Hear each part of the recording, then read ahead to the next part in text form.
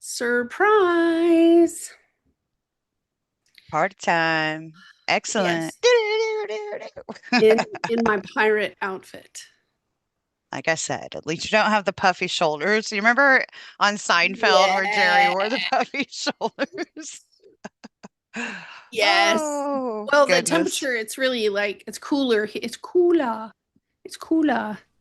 And I Yeah, opened up the windows and the dog's taking naps and all the good things. All the good things. man. Yesterday at like 7:30, I Yeah. had this. I've been having a hard time sleeping, right? Like I go through bouts of insomnia.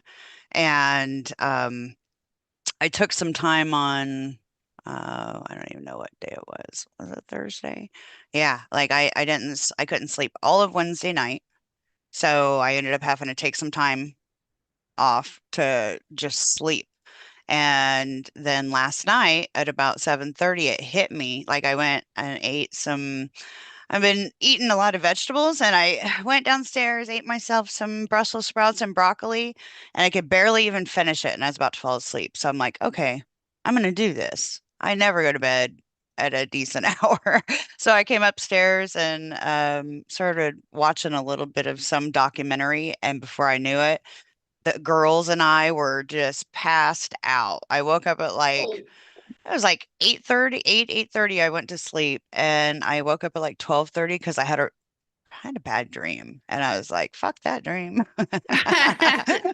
I got up and I'm like, yeah, I'm not doing that. And I took a few minutes to myself, fell back asleep, and then I was good to go. I didn't wake up until 10:30 this morning. So oh, nice. I'm all caught up, which is really weird. It's almost like I had a That's mental great. exhaustion that just took me. And I'm like, all right, well, with all this Aries energy and me being an Aries rising, I'm really surprised that I was able to do that, but it's pretty nice.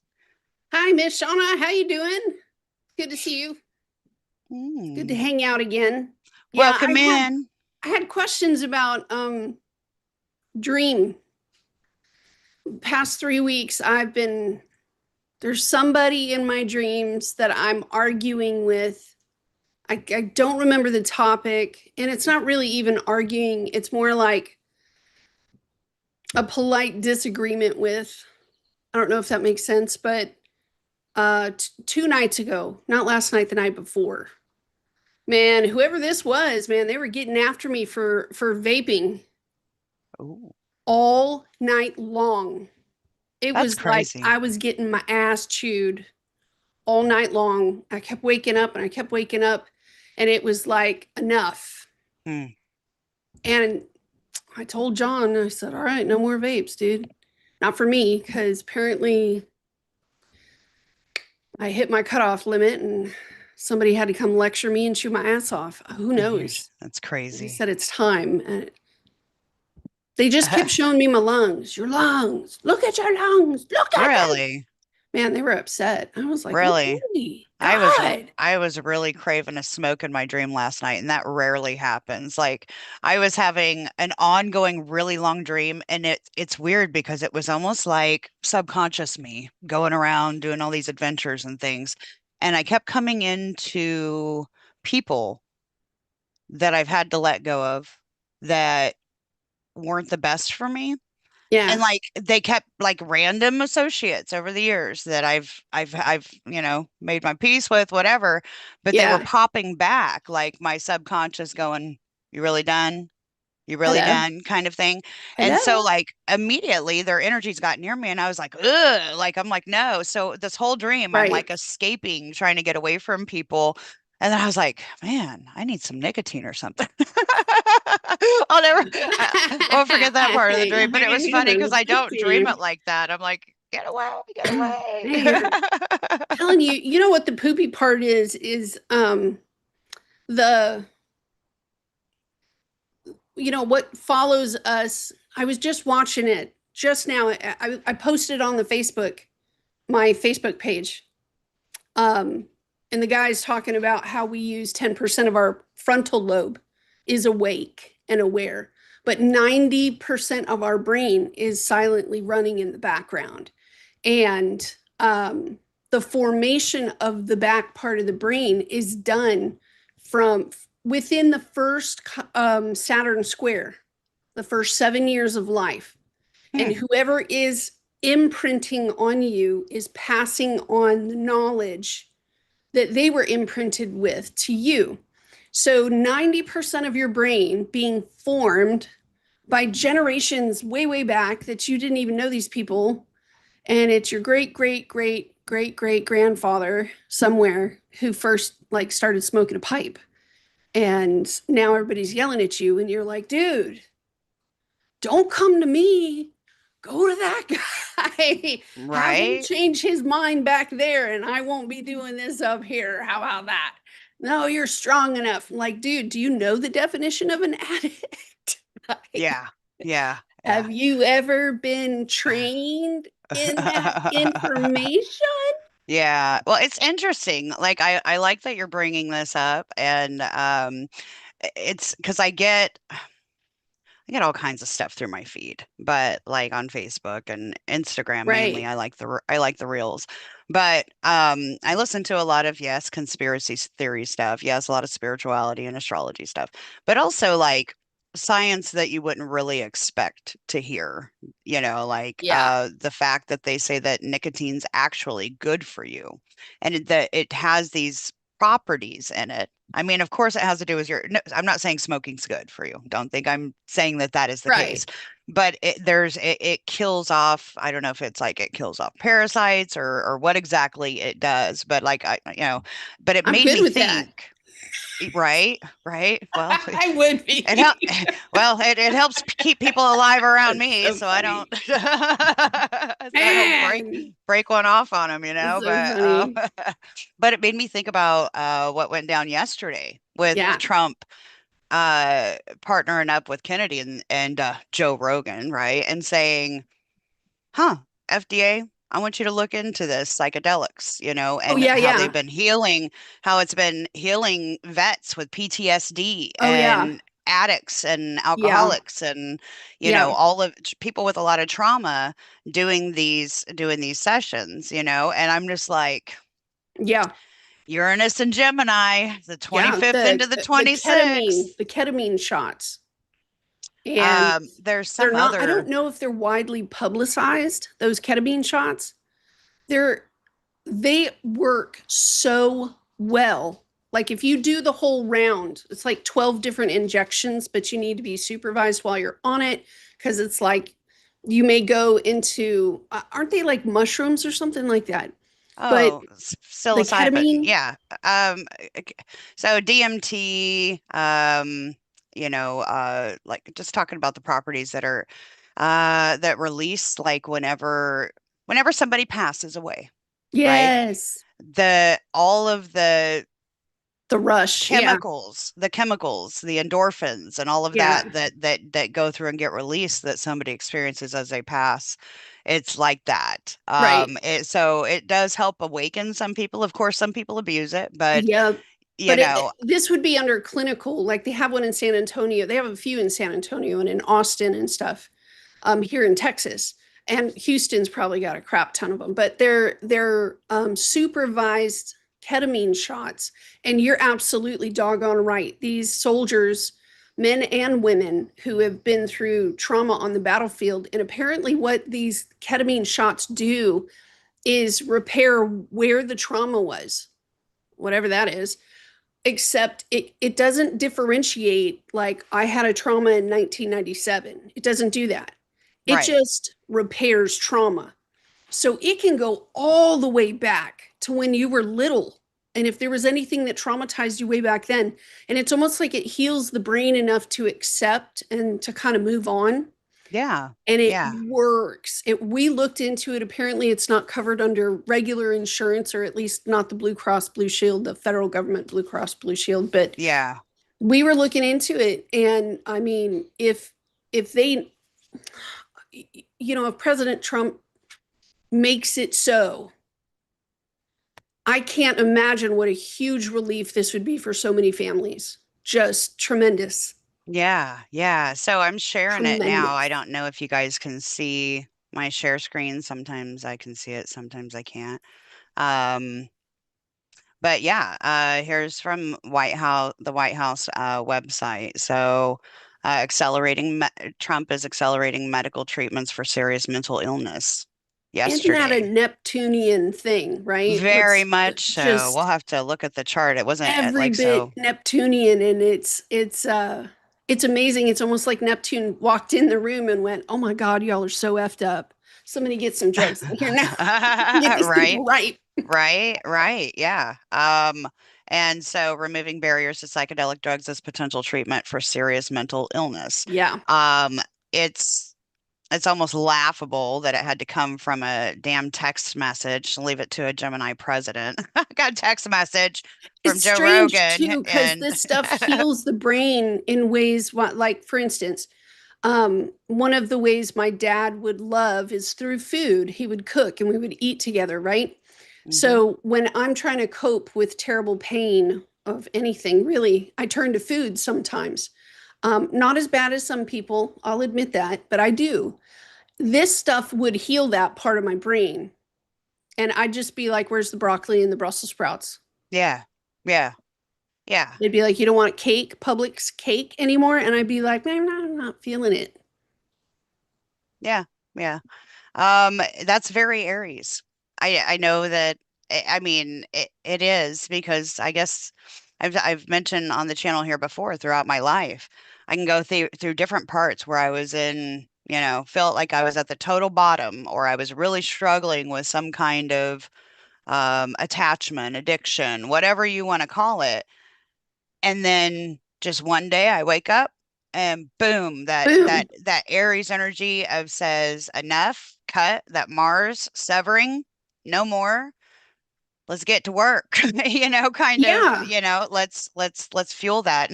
And with healing and astrology, that's what I love about astrology because it has really allowed me that opportunity in so many ways to, I know I say it a lot, repurpose, re-envision, remember these traumas, these pains, these things that I've not been able to get over, looking at them in a different way and giving them a different name. And that's kind of what these psychedelics are doing for people who have Yeah. lived through these traumas. It's helping them remember it and embody it, like embody it in a different way from a more of a detached Yeah. overarching vision, Right. that perspective that allows people to be able to heal past these kind of Heal, traumas. heal, and let's move along, citizen.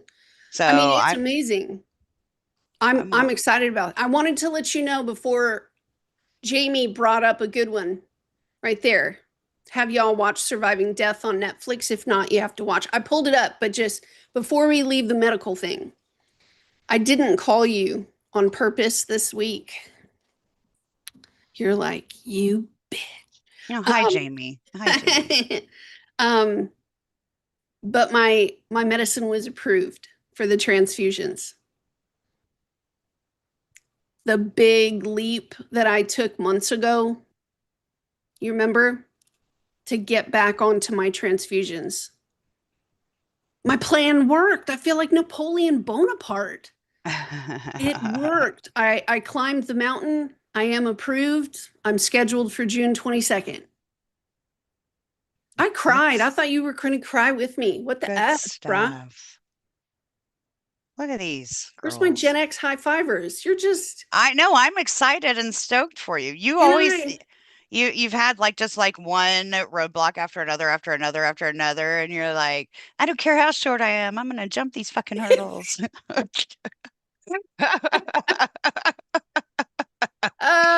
you guys Yeah. know I'm like 5'3", right? I'm teeny tiny.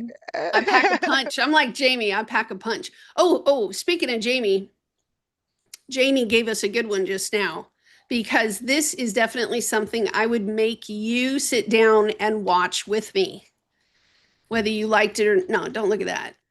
Look at that. I'm waiting. It's Can you see it? oh yeah. Yeah, now I Surviving can. Death on Netflix. Apparently, it's a documentary. What happens after we die? This documentary series explores personal stories and research on near-death experiences, reincarnation, and paranormal events. I was 25 years old when my mother died in 2002. My son at the time was what, like 7 months? He was a year. He had just turned a year. She died a few days later. Wow. I was born a Christian in a Christian household. And that night, when I needed answers today. The Bible didn't have enough. It just didn't. Hmm. I had like three or four that were, and maybe so, and it just wasn't enough. It sent me on, a double decade journey here, 20 years of learning about death and learning where my mom went, and like you said, coming to a place where you can accept it with peace and you're okay. So Yeah. this sort of thing is right up my alley because, and with the loss of your mother as well, Yeah. y- Yeah. you need to know. It'll drive I you insane. Yeah, so and that's really, I mean, initially what brought me into my spiritual path. Awakening, mine too. Um Yeah. yeah, yeah, and I love that that you're bringing this up. I will definitely, that gives me something to check out this weekend. No joke, right? But yeah, so lo losing my mom at 14. Yeah, it was the summer after my freshman year. And I'll never forget, like, I mean, my mom was really into astrology. And I mean, she got her solar return done every year with an astrologer. And she was really into Sylvia Brown. I know a lot of you have heard that. And so I dealt with it. Like I wasn't, I didn't really, how do you cope with something like that as a teenager when Yeah. you're going through all these changes? And I got really into, I bought like all the books on dream interpretation, all the books Yeah. on all of Sylvia Brown's books that I could get my hands on.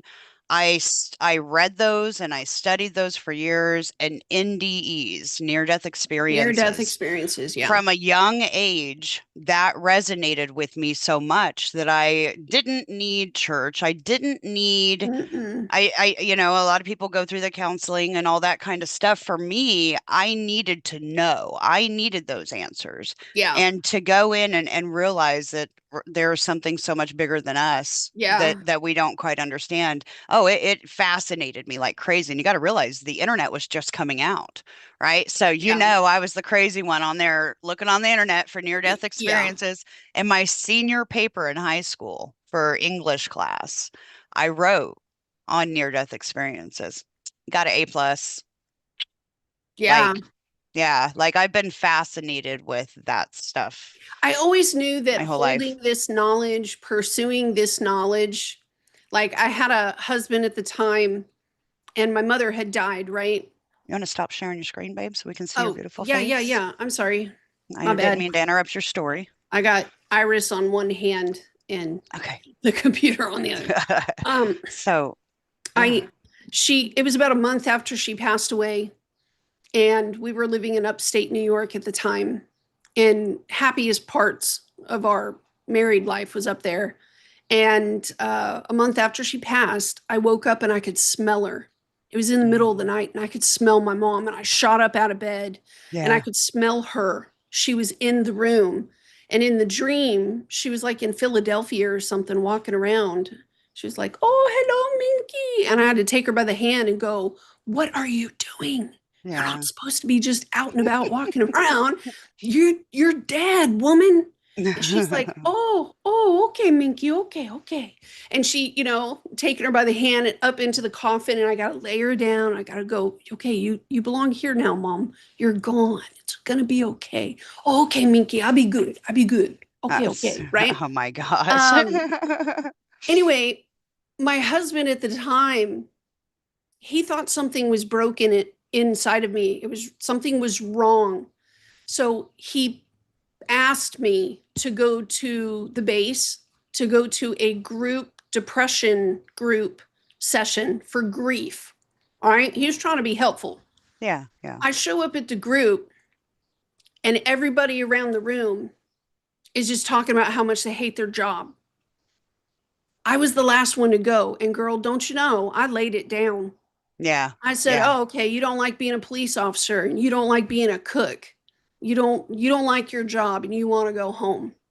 My mother's 25 hours from here.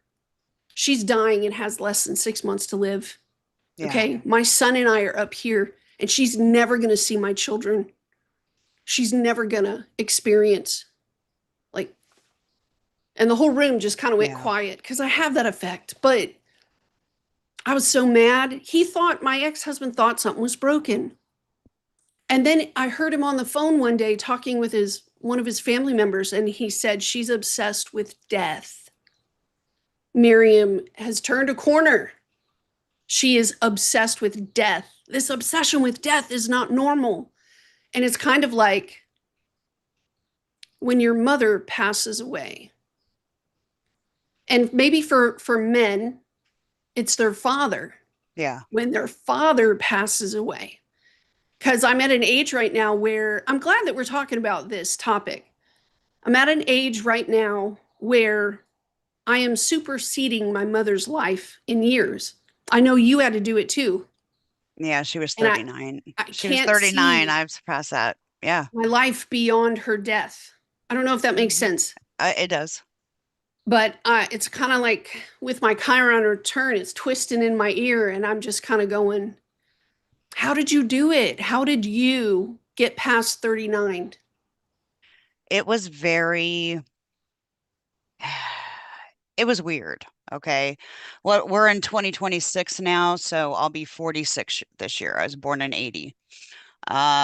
So 2020 Yeah. was Oh, that 20. year. Okay, so I had my reawakening in 2018, 2017 into 2018, all through 2019, then to 2020 when the world shut down. And I was dealing with some really big health issues because of getting really And sick. your job. And your Yeah, job. yeah. I was dealing with so much stuff. And I remember I had a hysterectomy in 2019, and that was the period. I was like, okay, I'm 39. My mom passed at 39. I'm giving up my motherhood ability, Yes, at yes. this age. Yeah. And so yeah, that coming to knownness, like I just knew. I was like, it's almost like some weird ancestral thing. I don't even know how to explain it, but it's like that's when my ancestors stepped in really hardcore. 2019, 2020, my ancestors were really with me and they were showing me like my mom's still with me all the time. She like her DNA is in my DNA and anytime Yes. I need her, I can talk to her. But it Yes. was a weird relationship that I built with my own mortality. And I'm not gonna lie, I got reckless in plenty ways. Yeah. That Aries need to want to test, Yeah. and I did. I got a little reckless, and then like I also kind of got to the point to where I was like, okay, well, I don't need that mess anymore, and it's a weird thing. It's just It's it very intense, is. but if you notice it connects the IC to the midheaven, Hmm. and that connection, that place in the middle, it's almost like a maturing moment for Yeah. Saturn, where you have to take up the 10th house. And whether you like it or not, it's a very serious thing. Like Saturn would say, this is a very somber and serious moment. And now I'm laying this on you because, I mean, let's just get it right. There was a moment in time when your mother's mother passed away, When she and was when 14. her mother's mother passed Oh, away. that was really scary. Yeah, I mean, because my mom's mom was 14 when she Ah, died, and my mom was 14. So I'm like, well, my daughter's past 14. Even that age point even that. was Yeah. was like, oh my gosh, is something going to happen to me this year?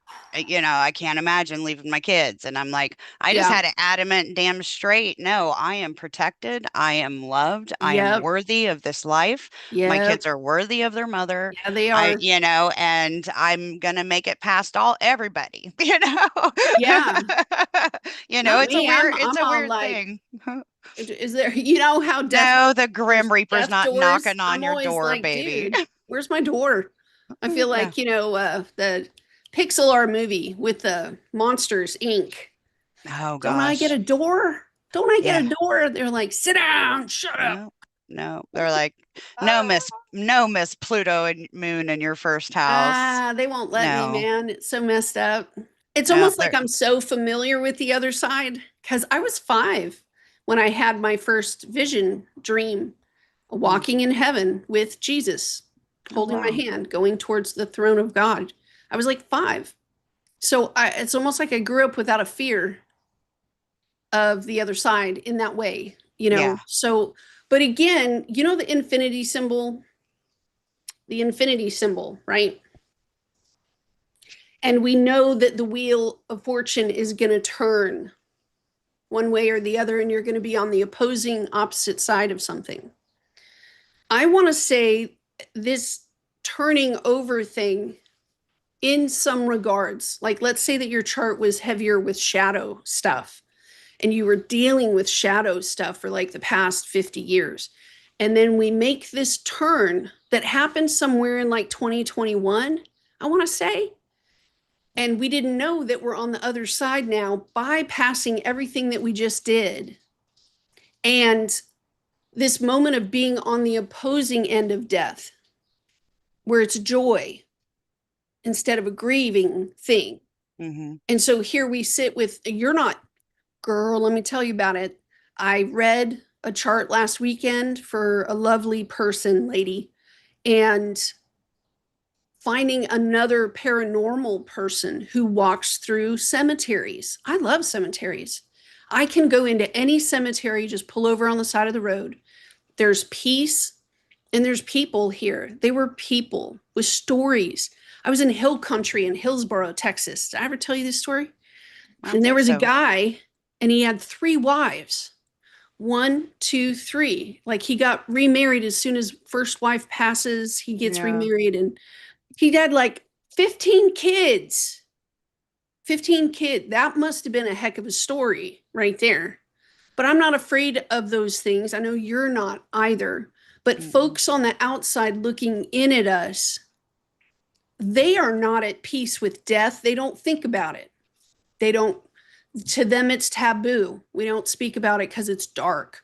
It's kind of like, these were people like you and me, and they have Yeah. stories.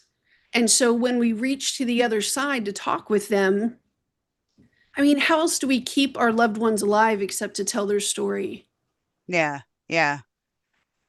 I'm sorry, I Hmm. didn't mean to. No, it's okay. You guys got to realize that Miriam and I, although we do our best to shine our lights, we do have a shadow cast and have had to shadow cast over us our entire lives. And we've Yeah, had to live to heal through that and to yeah, find modalities. And it's still ever changing. We still both yes. get hit with things that are just catastrophic. And we have to be like, no, I can change. I Right choose. now, I choose I choose a with better all the thought. yeah, I I choose to choose to look focus at on a this from better, a different perspective, yes, to look at the lesson in it, to yes. use it as use it as a ability to take back my strength. That's a whole Grab Pluto that thing. and you turn it So into something new. she's And got Pluto on the ascendant. I got Pluto on the descendant, man, right on my descendant yeah. degree. And And you find so, a friend that you can kick it to and will put, kick it right back to you in a different way. That's a gift. That way you can hold it and transmute. That's what she's saying, reprogram, repair. It's resourcing the memory and transmuting it and refusing to go. I refuse to go there. I refuse to put myself in a constant state of grief all mm, the time. yeah, There's yeah, moments for it, Hmm. and It's important to managing it. it's important to grieve, It but is it's also very important important. not to let that become who Grieving, you are. it's like an addiction to grief, right? And to Hmm. sadness. You want to sit in it, and then it turns into a depression, which can go to very bad places. Very But much so. Capricorn is saying this thing needs a structure. And it didn't just start with you. There's more than you that started this wheel. So, if it took some people to get into this mess, it'll take some people to get out. So we schedule therapy sessions, me and Heather. Shoot, I've had a therapist since like 2011, one right after the other, and handling the dreams and the weird stuff, in handling the emotions and the intensities. And Well, sometimes you sit there and you have nothing more to say. You're just kind of like, what happened this week? Meh, I lived. You know what I mean? But then there's those weeks you need them. yeah, You yeah. need them like So one thing that you brought up and talking about dealing with these energies and um well, talking about how when people pass they have their light. So and the fears that people have about confronting death and confronting the other side and confronting the entity that's in their house. We have to remember that a lot of times that can also be the person that we're with. That can be us just ruminating in this darker, melancholic, sad, hopeless vibe so much yeah, and not being willing to look at ourselves and the roles that we play in our own energy fields, yeah, right? Like I can remember in 2022 it was like I was in a position where the person I was with was so lost in addiction and resentment and all of these negative things that literally I ended up with a freaking poltergeist. yeah, And it was negative. There was a negative attended entity attached to the person that I loved very yeah, much. And I had to separate myself like for a long period. I had to yeah, separate myself into another room. I yeah, couldn't stop and talk because it's like that it would start getting super active in the house. And as an empath, as who I am, right. it wouldn't leave me alone. And Yeah. I'm Tell like, them about no, me. Tell them I'm too about strong. me. Us living together. Us living together Tell them when, oh, as far as the the supernatural transference part, of energy, the transference of energy, because yeah, you know that there were days that like I would slip into a sadness, yeah, and yeah. So, it and tell them it's a very real thing when you have somebody that you love that is going through a dark night of the soul, if you will, moment. It's a moment, moment. the The moment, moon right? is going to move, and if you catch it and Yeah, go with it, it'll pull you up out. yeah. But she, you understood me enough to know that I felt it. I could feel I it. And you're did. like, Heather, I'm going through my moment. Nope, I will that's be, not even what I'm talking about. The first time it happened, I spent 3 days down and I was curled up on the couch, not moving, not eating, not anything. And she came downstairs and looked over me with her hands on her hips and she said, "You need to stop this right now because it's coming over onto me and the cats.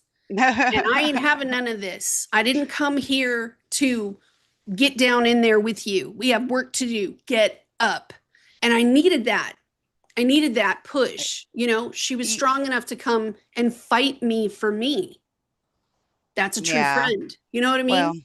Like I didn't really, I wasn't like really focused on that part. I forgot about that part, that was the first time. but And then it's, after that, I always just kept my door closed in case something happened. yeah, yeah. Well, it's just, it is because I was going through a period of grief, like myself. Yeah. I was pulling myself out of a depression. And I'm like, I need your ass to be here for me too. I Yeah. love you. The moon moved.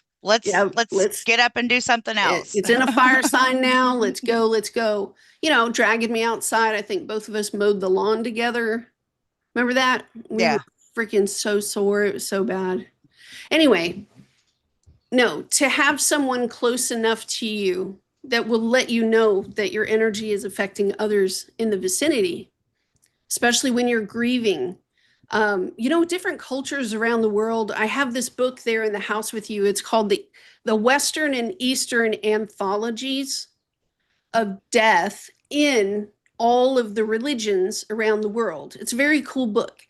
And when you read how they would treat death, you know, I know in Israel, in the Jewish tradition, I think it's 30 days of grieving, leave them alone. They don't go to work, they go home. There's no pressure from the community on top of them.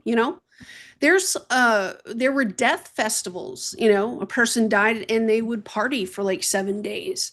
Different cultures dealt with it, but they addressed it and looked it in the eye. Hmm. Now you get 3 days of FMLA leave, right? Bereavement. Or even Yeah. that, to pop in and pop out. And we don't care how important this person was to you, get back to work. Oh, Capricorn energy rules depression. And whatever you suppress inside of yourself and you squish it down, it's going to come out distorted in different ways Hmm. because of Pluto. Yeah. So the grieving portion of it, and you know me, I go after the science. So I like the fact that the death research is catching up to us in the sense of acknowledging, like, science has just finally acknowledged that we have a consciousness that exists outside of our bodies. Yeah. Right. And we knew that. You knew that. A lot of all of these religious scriptures knew that. And up to that point, it was all just what? Hearsay. But now science can prove it. They just don't know where we go. And I'm like, well, let's just wait and see how you're going to follow energy like that. It's Um, to me, it's like it's exciting because it removes people like me and you from being the weird ones. We weren't weird. We were just tapped in. yeah. Yeah. Uranus moving into Gemini on the 25th, 26th. Oh yeah. So that like next within this next week, right? That gives me hope. Seeing that, you know, Trump talking about the FDA looking into these um psychedelic, Drugs. trips to Yeah. help people, heal Yeah. traumas and all of that. It gives me hope that this Uranus moving into Gemini is also going to help expand the the broken bridges between science, who Yeah. thinks astrology is BS, yeah. church, religion, Yeah. the in between, the spirituality part of it, right? Like to understand that yes, they're all important in their own ways, Right. right? But you have I believe that this move will help science move more into Yeah. wondering about consciousness, wanting to Yes. figure out what is really this between, Yes. maybe there is something to it. I mean, I look at people like Richard Tarnas, right? Yeah. And if you don't know who he is, big, big, big, big into astrology. Was he part of the Esalen Institute, going back to the days of like where they would take psychedelic trips and they were studying what people experienced and Right. where the transits were at in their charts, Right. like and going through and revealing all that stuff. But so I really hope that that'll help bridge that gap between science, religion, and who we I are, mean, what you we add do. in the Pluto transiting, and Pluto will be Aquarius. trining Uranus as Yeah, it rolls through Gemini as well. it's And trining it so, now.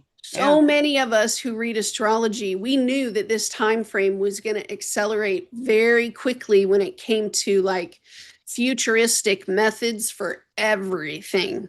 We Yeah. knew that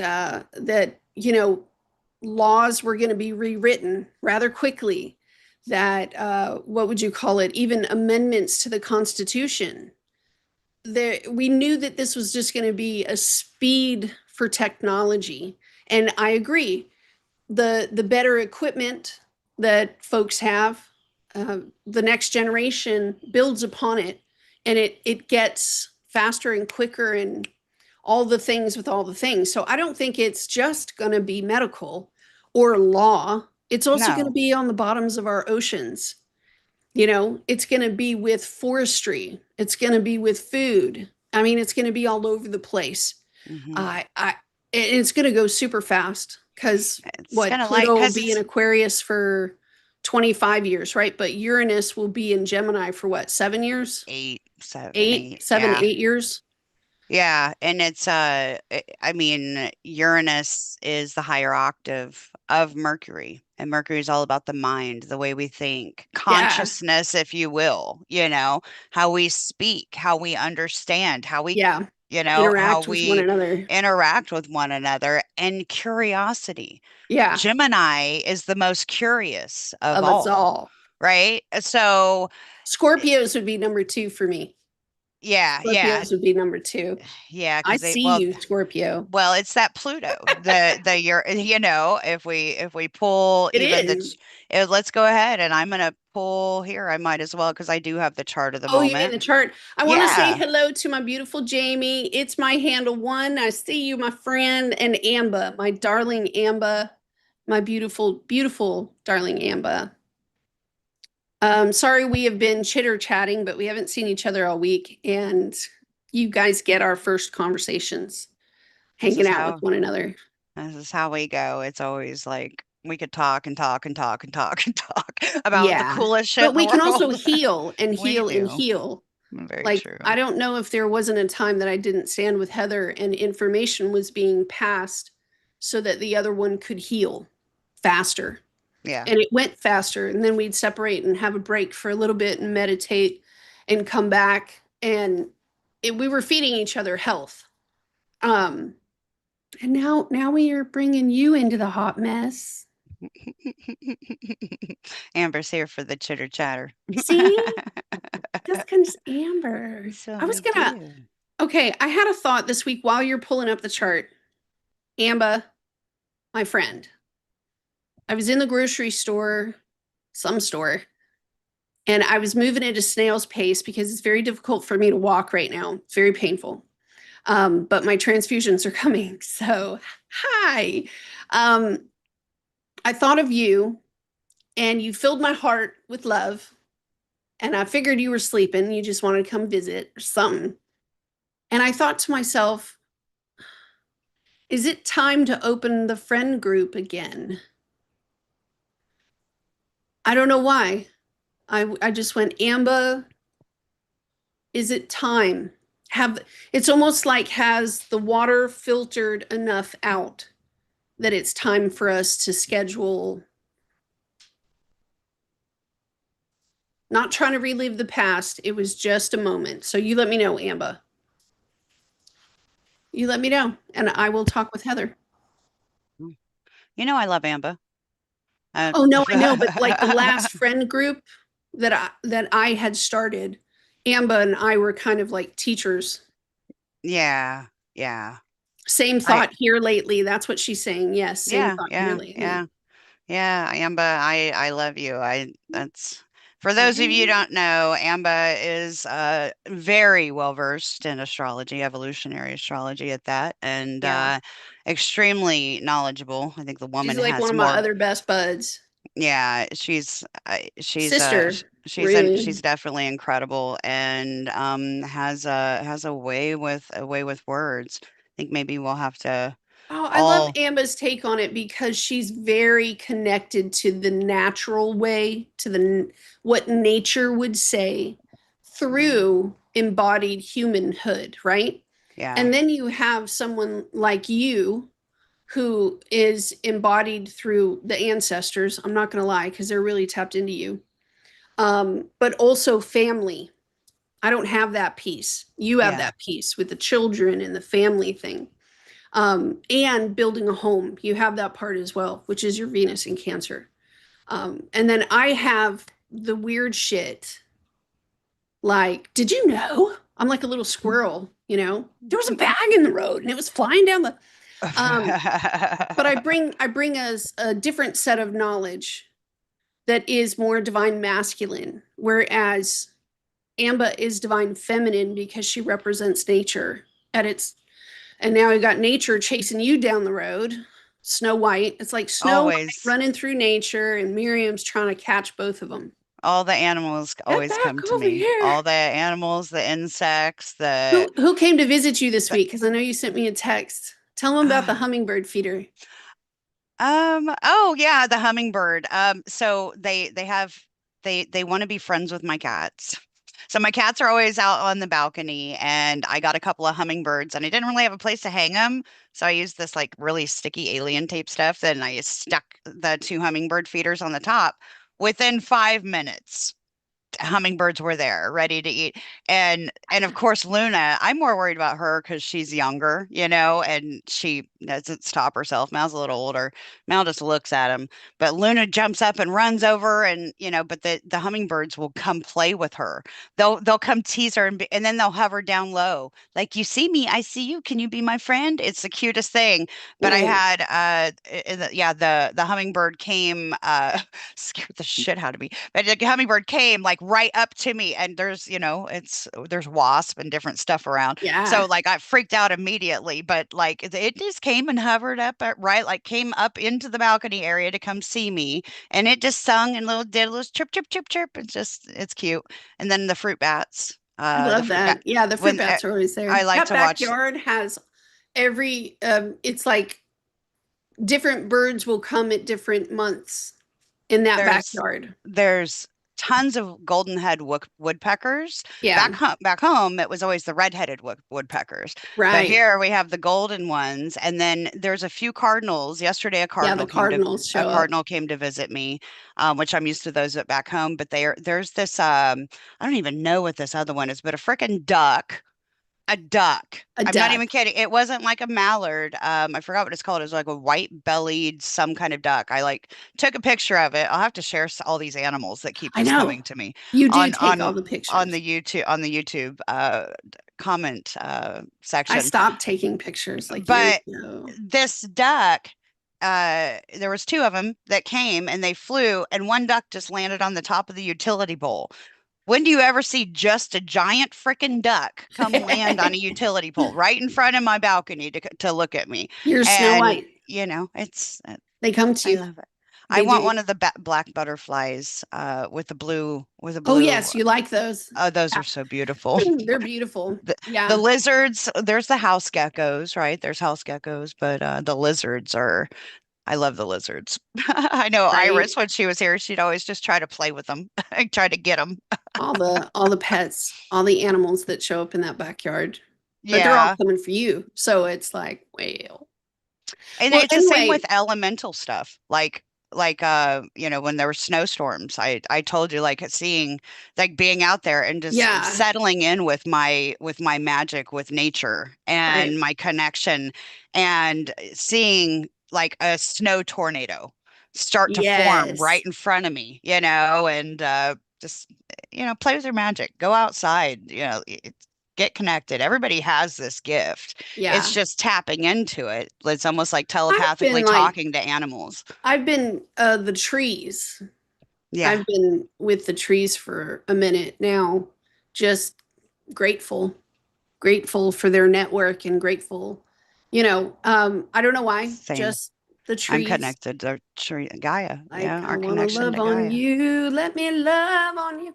That's what Um, it feels like. Amba says the animals are reminding you that you are never alone, Heather. They're part of you. Hmm. Um, I feel that.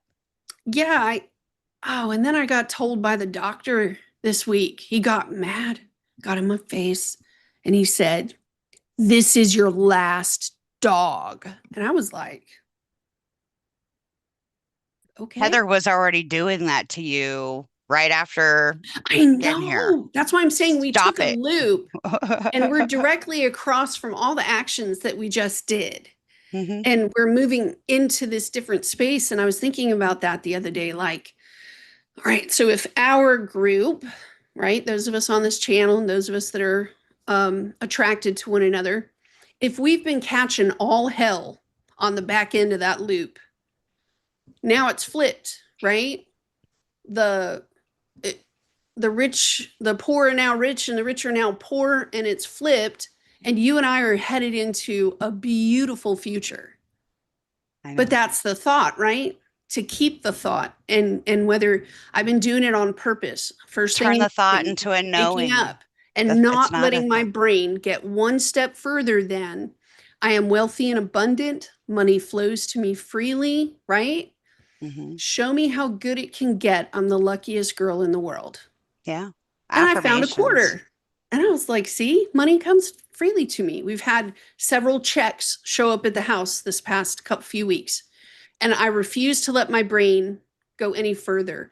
The Upanishads in Hinduism, they talk about that. The man that can control the mind is like a man in a chariot, and either the chariot is the horses are running all over the place, helter skelter, Hmm. or you have the self control to grab the reins and get control of your chariot so it goes exactly where you want it to go. So the TikTok thing, I shutting it down, started playing another audiobook, returning my mind back to the focal point of just my day. My day. I can't handle the rest of it right now.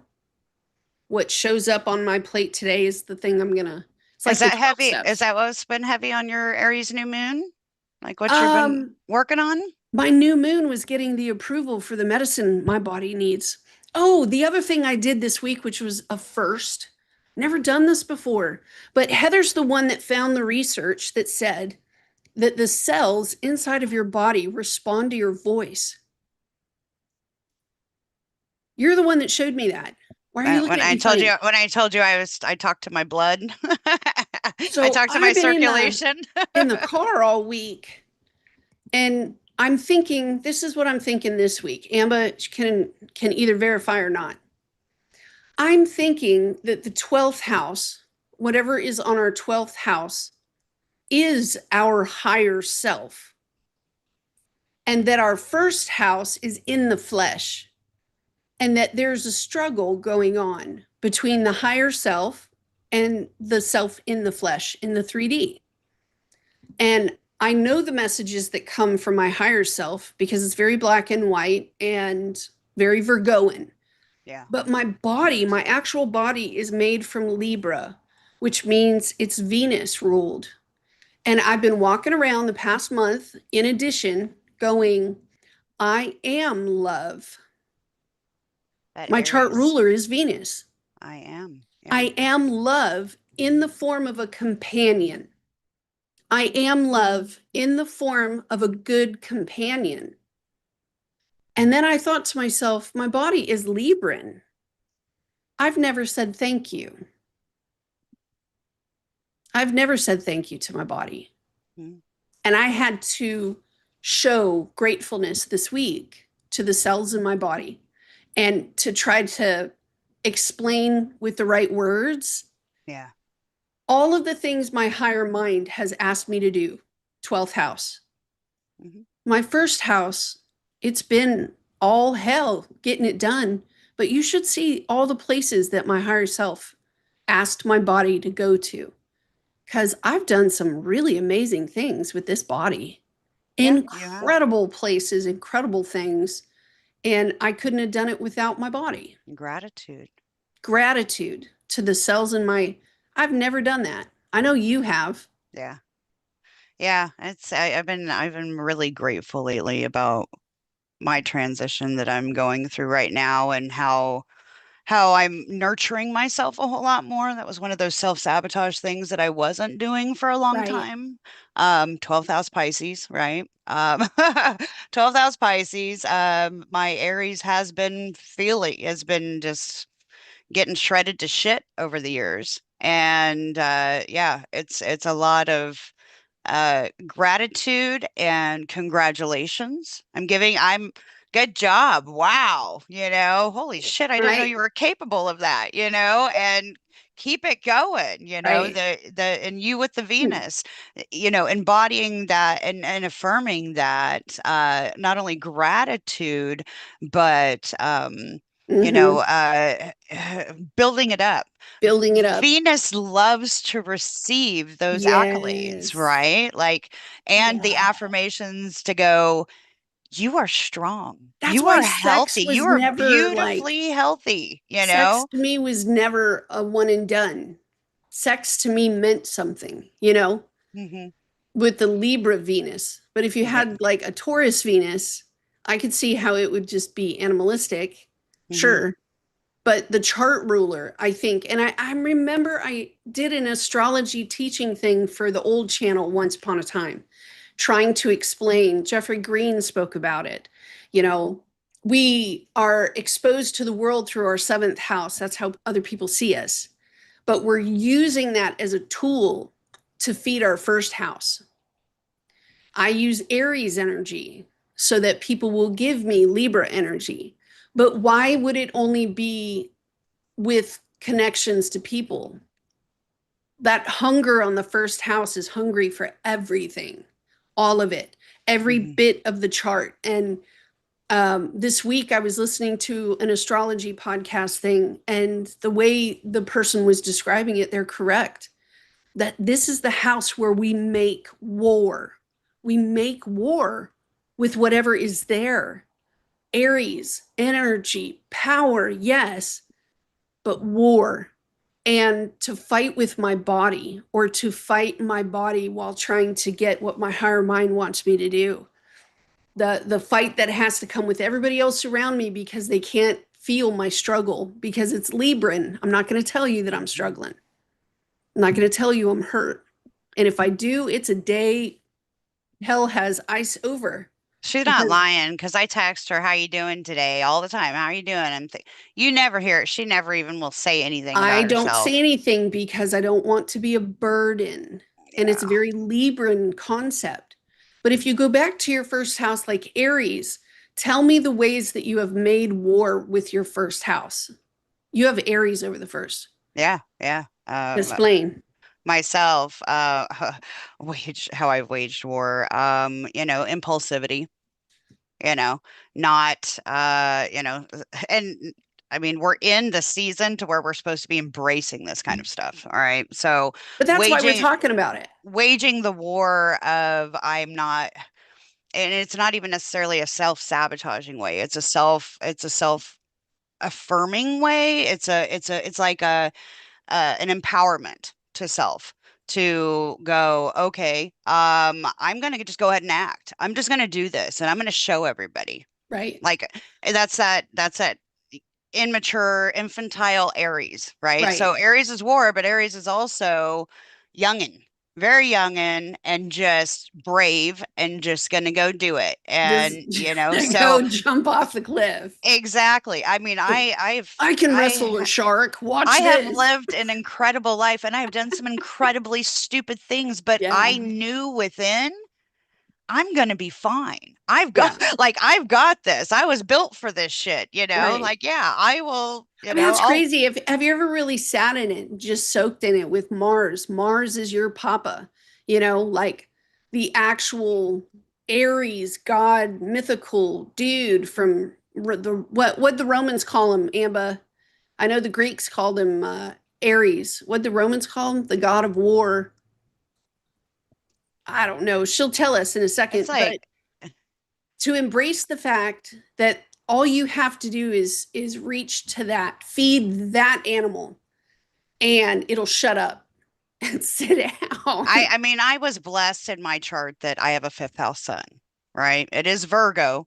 So it can't be taken too serious. Like the Virgo side of me Right. is like infantile. It's 1 degree, right? Like I have an infantile Virgo in my fifth house, which helps me with my creativity and expression and stuff like that. But the Aries being a cardinal energy, Yes. it is With a go cardinal ahead degree.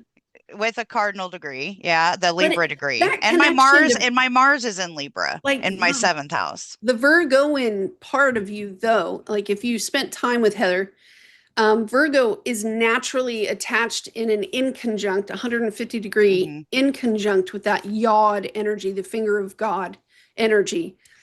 Virgo is connected to Aries naturally. And so the strategy that can come out, especially in states of emergency, is amazing with her. It's amazing because she sees more clearly in a time of crises and war. It's I l- that, I you love know, that you're bringing that up let's say because that you find someone who's in constant survival mode though, and it's the warrior who goes on campaigns for a person, a king, a belief, or whatever, and they don't get they in ancient times when like Napoleon or Alexander the Great or Julius Caesar, when they would take their armies out, I'm not saying Washington didn't do this, but I'm sure it was done. The payload that the government would pay these soldiers was very teeny tiny because it was a well-known rule that whatever you can carry is yours. So they would pillage all of these places to get their pay. So let's say that you have someone like you with an Aries rising and you go on these campaigns for crises, individuals who are close to you, right? And there's no pay. At what point does the warrior just say, why am I fighting for you? Like, I've got to share something with you. I love that you're bringing this up. I need to go fight for someone else. So I get in these little phases to where I follow my synchronicities and what brings me at certain points to different websites. Found this one called totalhumandesign.com that I started digging into. And as far as my natural gifts, 6 defined channels. I've got the channel of charisma, channel of the brainwave, channel of discovery, but this is what she's talking about, the channel of power, Mm. pure survival power in the now. I got the abstraction and that, but if I click into that, it has this Sage AI feature.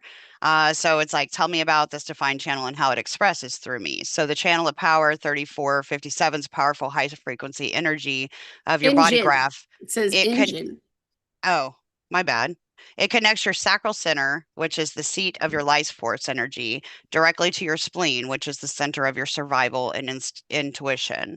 So that's my channel of 3457. My sacral and spleen are defined. And so that little, you see how it's just perfectly connected, it's filled, colored in. And it talks about how it's defined. It creates a unique experience where your gut energy is constantly being filtered through your intuition. So I have to listen to my gut. Even if it's the weirdest shit that comes through, I have Yep. to listen to it. It's like a primal thing. So Yeah. instant intuition. You don't have energy to do things. You have an immediate primal knowing about what is safe and correct for you. When you have a gut level yes to act, your instinct is usually firing in that perfect alignment with that energy. And this is what Miriam was talking about, that warrior Buddha. Channel's Warrior often Buddha. called the war. This channel's often called the warrior Buddha. You possess an I've immense been to capacity. Asia. Uh, One of those statues does exist. Yes. You possess an immense capacity for to work hard and manifest, but you're not designed to be busy for the sake of it. So just talking about how I just can act on my intuition and immediately be able, the power within that knowing makes things immediately manifest for me. Right. And See the so that's, bursts of energy of work, and then it says she disconnects from her own power and goes into rest, which she does. I Um, have to. Yeah. before you go on, Bernadette Savage has I'm two sh questions. Oh, Two yeah, yeah, yeah, questions, yeah. Yeah, yeah, yeah. and I I just wanted to see show that because it met it's up with very what you were cool. talking about. Ah, And girl, I've watched you. I know your name. yeah, yeah, yeah. So we I got do. Bernadette, and Has two then questions. okay, Which one do well, you want?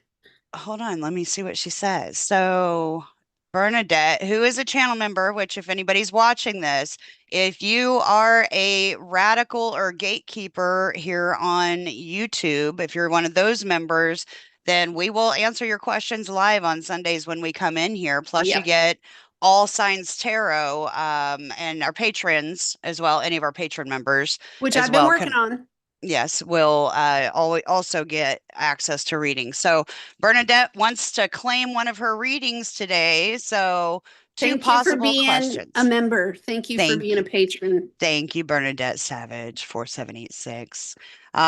She has two possible questions. Will Britney Spears fully heal? That's fun. And be safe from her family. And be safe from her family. And will I fully heal and get all my energetic gifts working again? Well, what do you think, my Venus and Leo? Um, I want Britney Spears. Go for it. I'll go for the real. Yeah. I'll go. All I right. knew Well, you're I'm going to Venus and use the Leo. restroom real quick and Okay. then come back. So I shall Yes. return.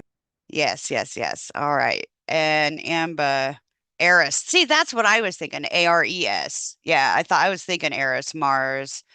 Two, Norse, the root word of Tuesday. All same god of war. Now on the Virgo strategy attached? Question mark. Of course, Virgo is the intuitive strategic protection offered by the Virgo opposite Pisces. Yeah, yeah. Um, and she also says, you two seem to have aligned your energy really beautifully again, by the way. This flow is so magical to watch. Welcome back. Thanks, Amber. Thanks. I'm glad she's been feeling better and that I'm pulling out of this slump that I spent. We're almost next month will be a year since the big change in my life, and I'm very grateful. I'm very grateful that I've had this time to really be able to work through these things. This thing called life, it doesn't stop, and it's really important on who we allow around us, and it's really important that we live in our authenticity.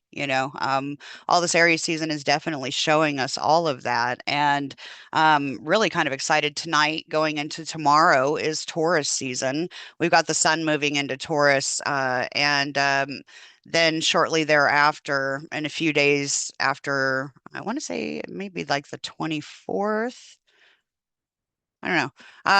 24th, 25th, 26th, right in there, I believe, is when Venus also moves into Taurus.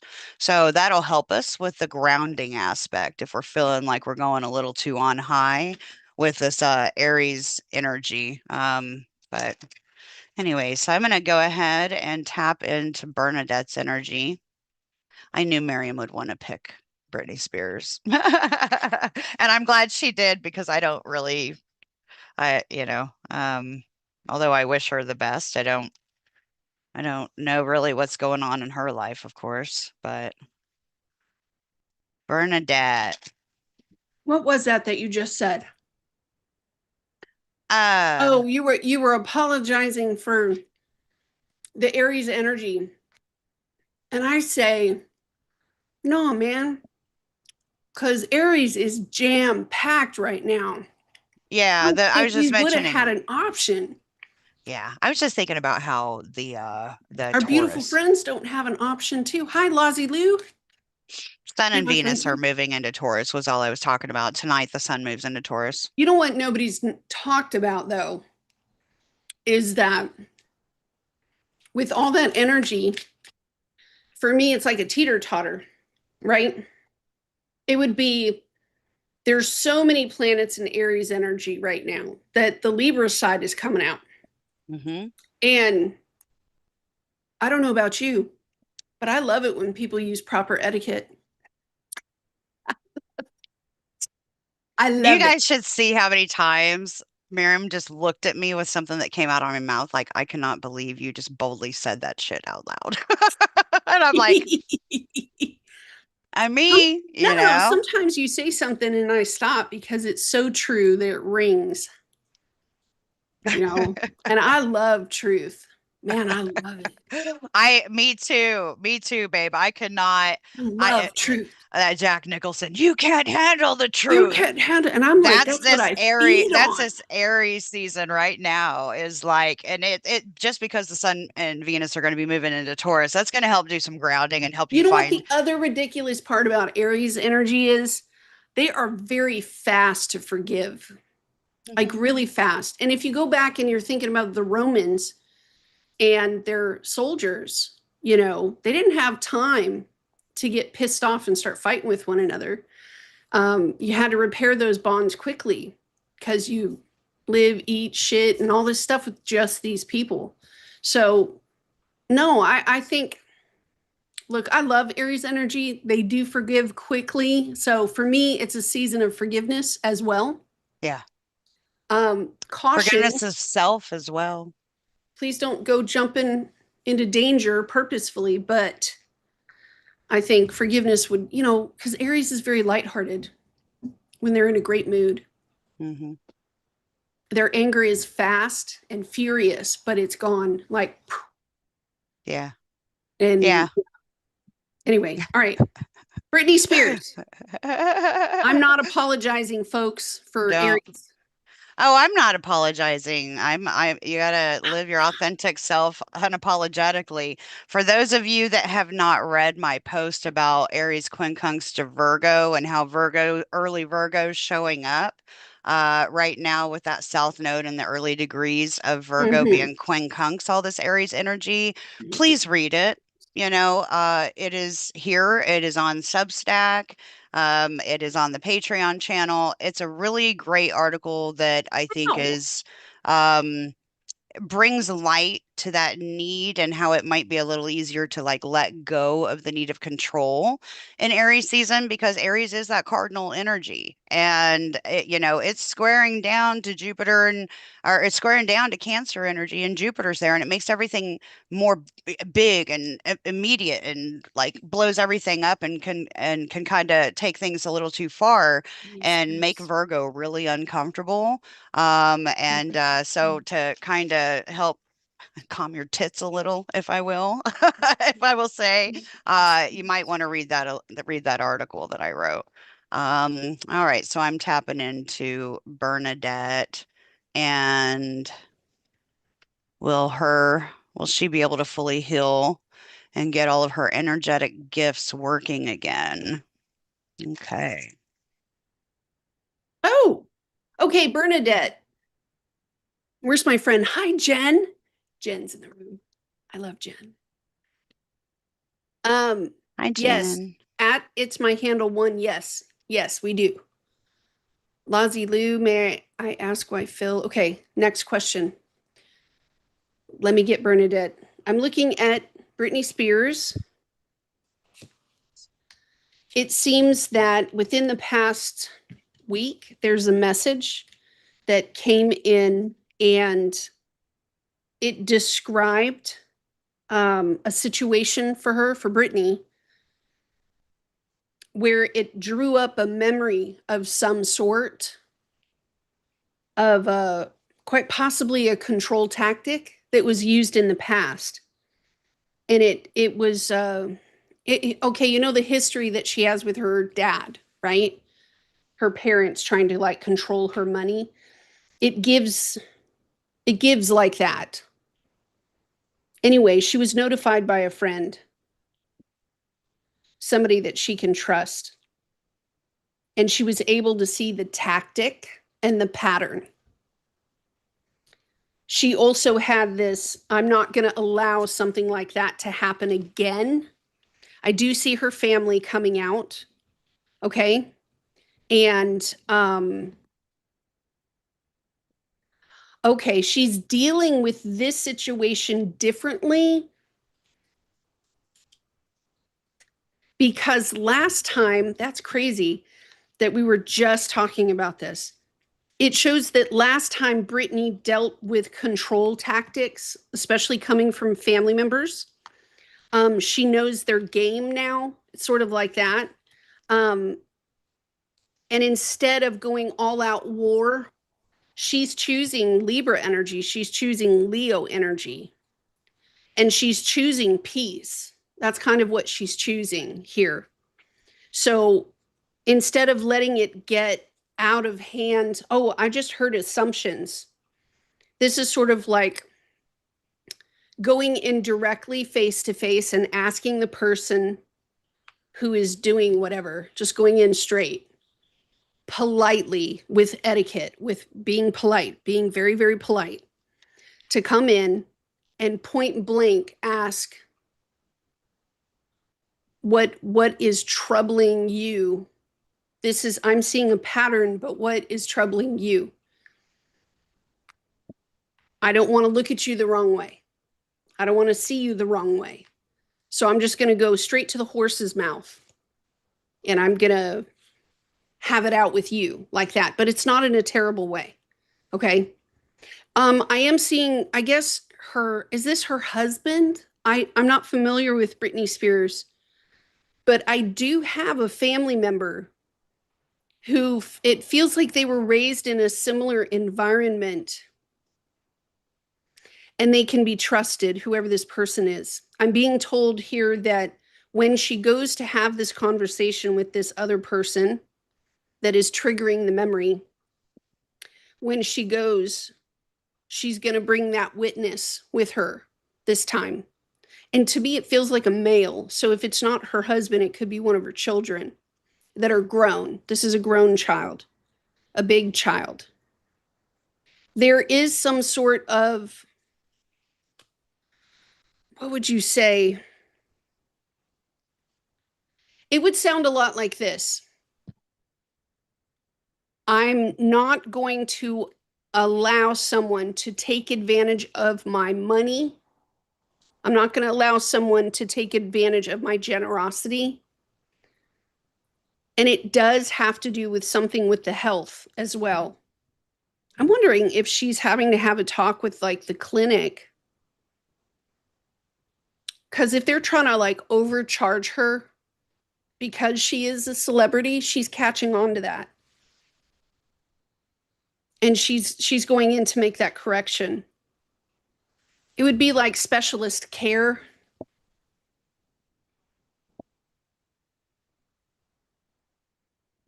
Yeah, she's not going to. There's also something here with her health where she is refusing to admit herself into a hospital.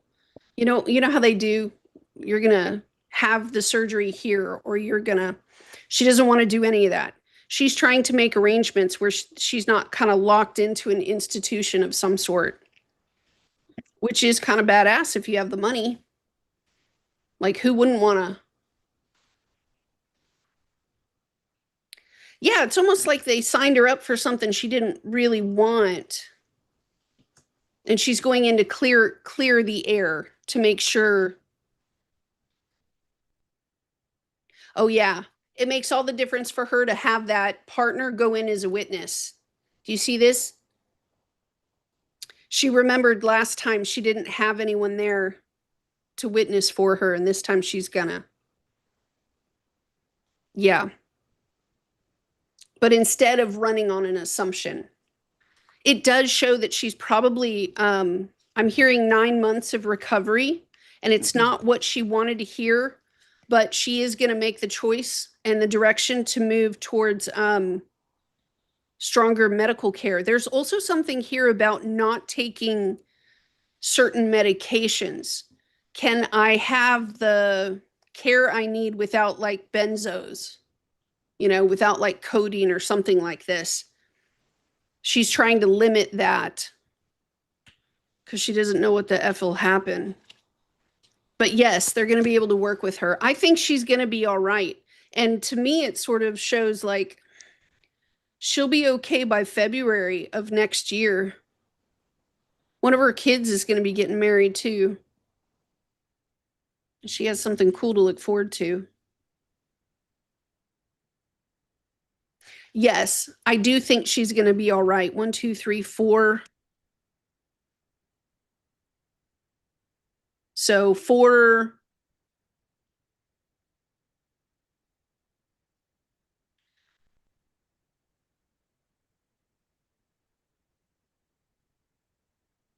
You could say this is like anything else.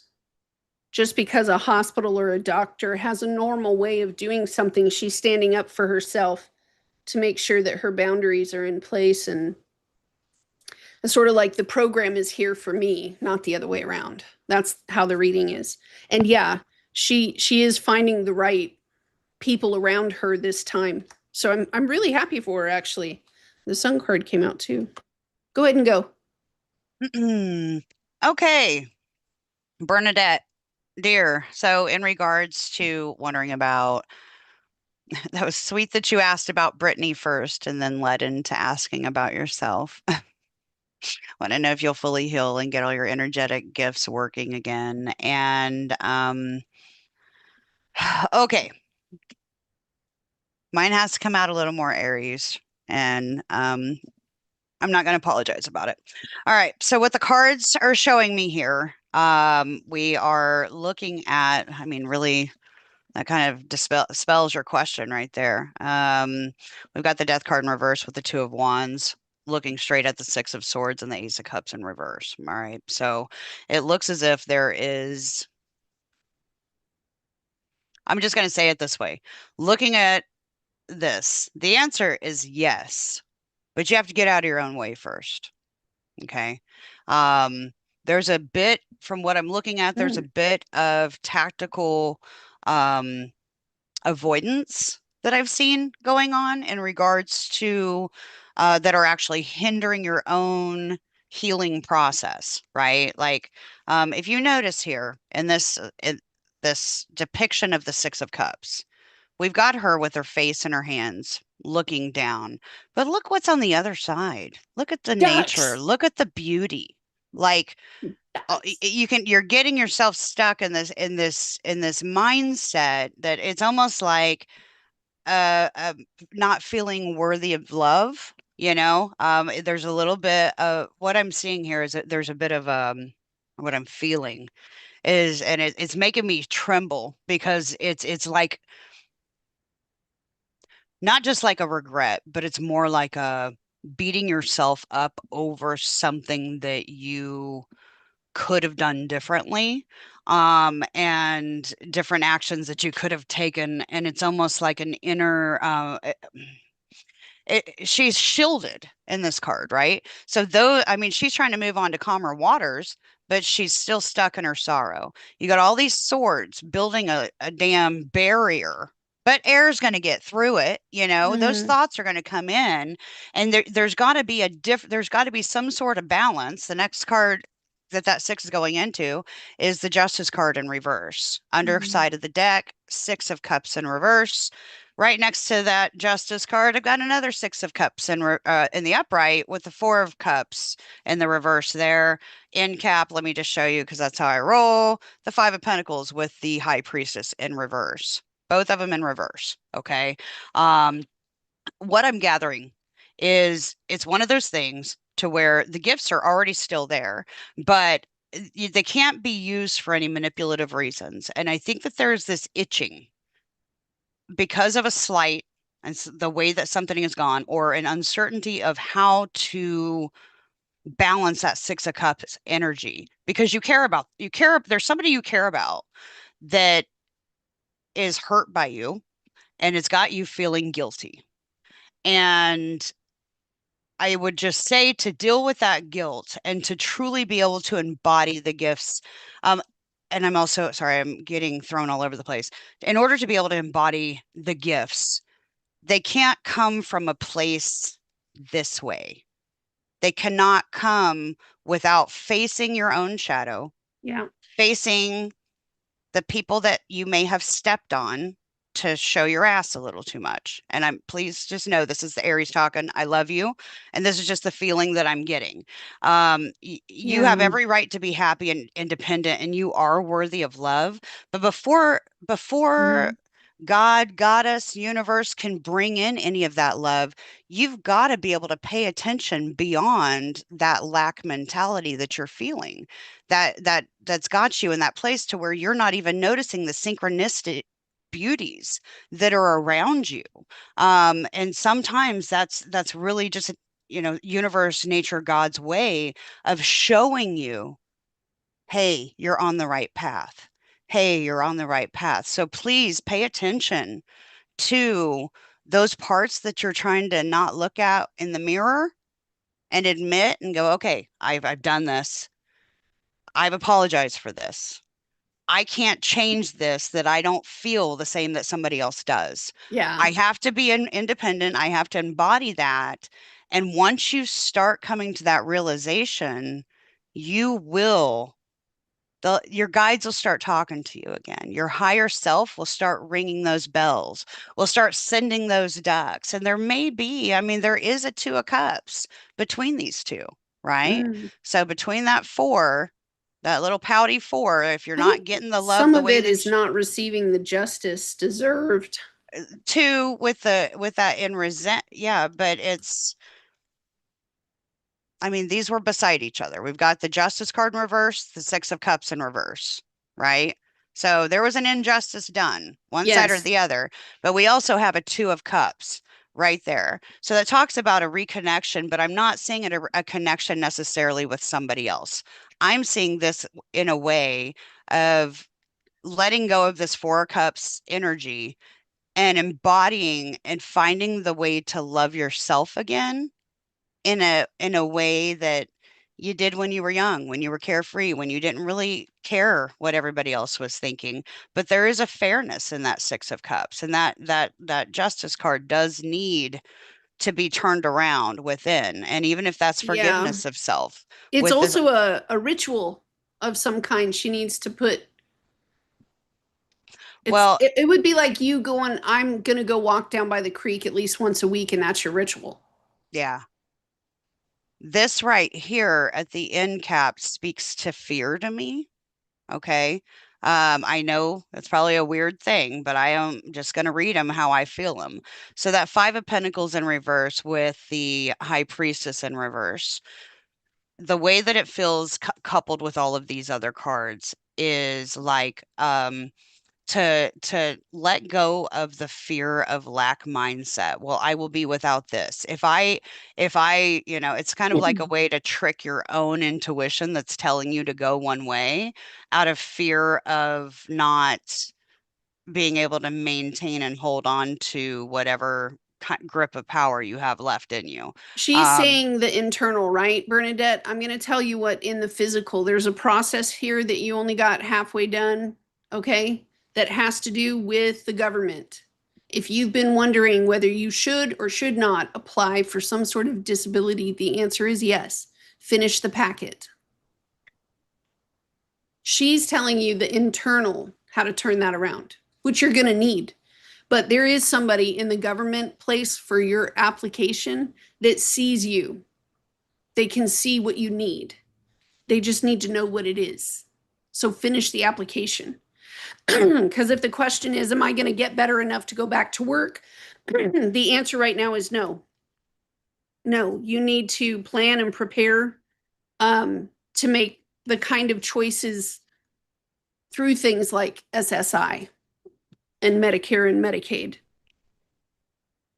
You need to prepare for that, even if it means that you need to move into a smaller place and I start. see a not wanting to depend on anybody else for anything too, Yeah, though. But also fearing it at the same time, fearing yeah. letting go of I that. can see the packet like halfway done, over halfway done. Like she only has like three more tasks to do and to wrap that up. All right, well, let's move on. I know that we've been going for a while on Yeah. her. And Lazy so Lou had one about Phil. yeah, yeah, and I know you mentioned, do we ever let anybody volunteer their charts? Yeah, as long as you're a patron, or a member, we can look at stuff on charts too. We just usually just do tarot on Sundays, but Lazy Excuse me. Lou wants to know where's she at? May I ask why Phil, my friend who I caught a slight crush on, stopped talking to me? Did he side with Paul, who I had a falling out with? Ooh, all right. Well, let's see. Phil.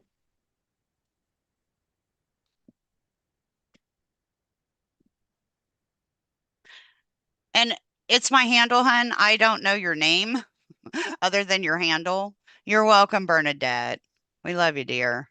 Um, I recognize your name. I recognize your handle.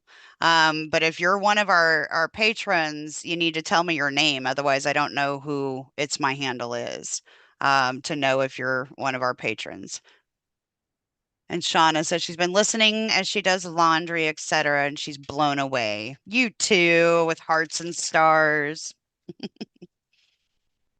Okay. The Well, first energy I'm picking up, because I'm gonna take it all down and respread it again. But there's an energy of like jealousy on Phil's side of things. It would be like reconnecting with an ex and then finding jealousy there. So I'm getting the presence of say wanting to remove any evidence that would look like something's off. But now that I have the cards down, I'm gonna find him and do another relationship spread.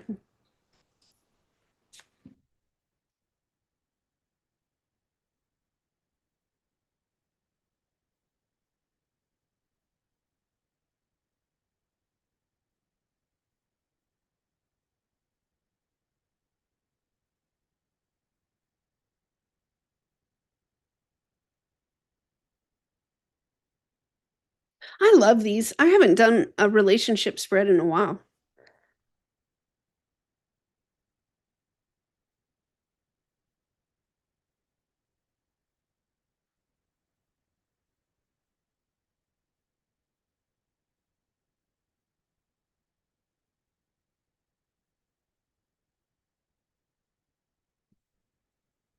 Okay, I've got him.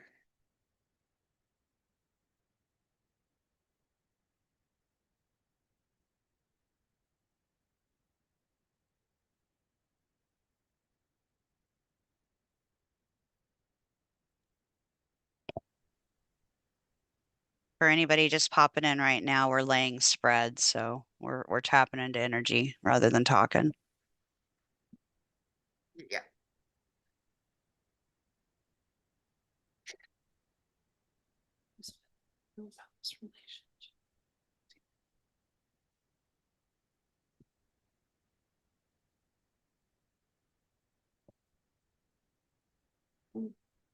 This relationship was me.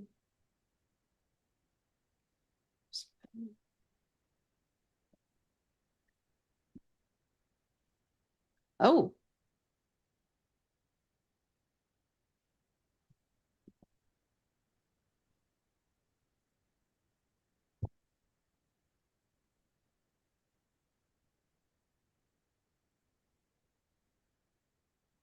Oh.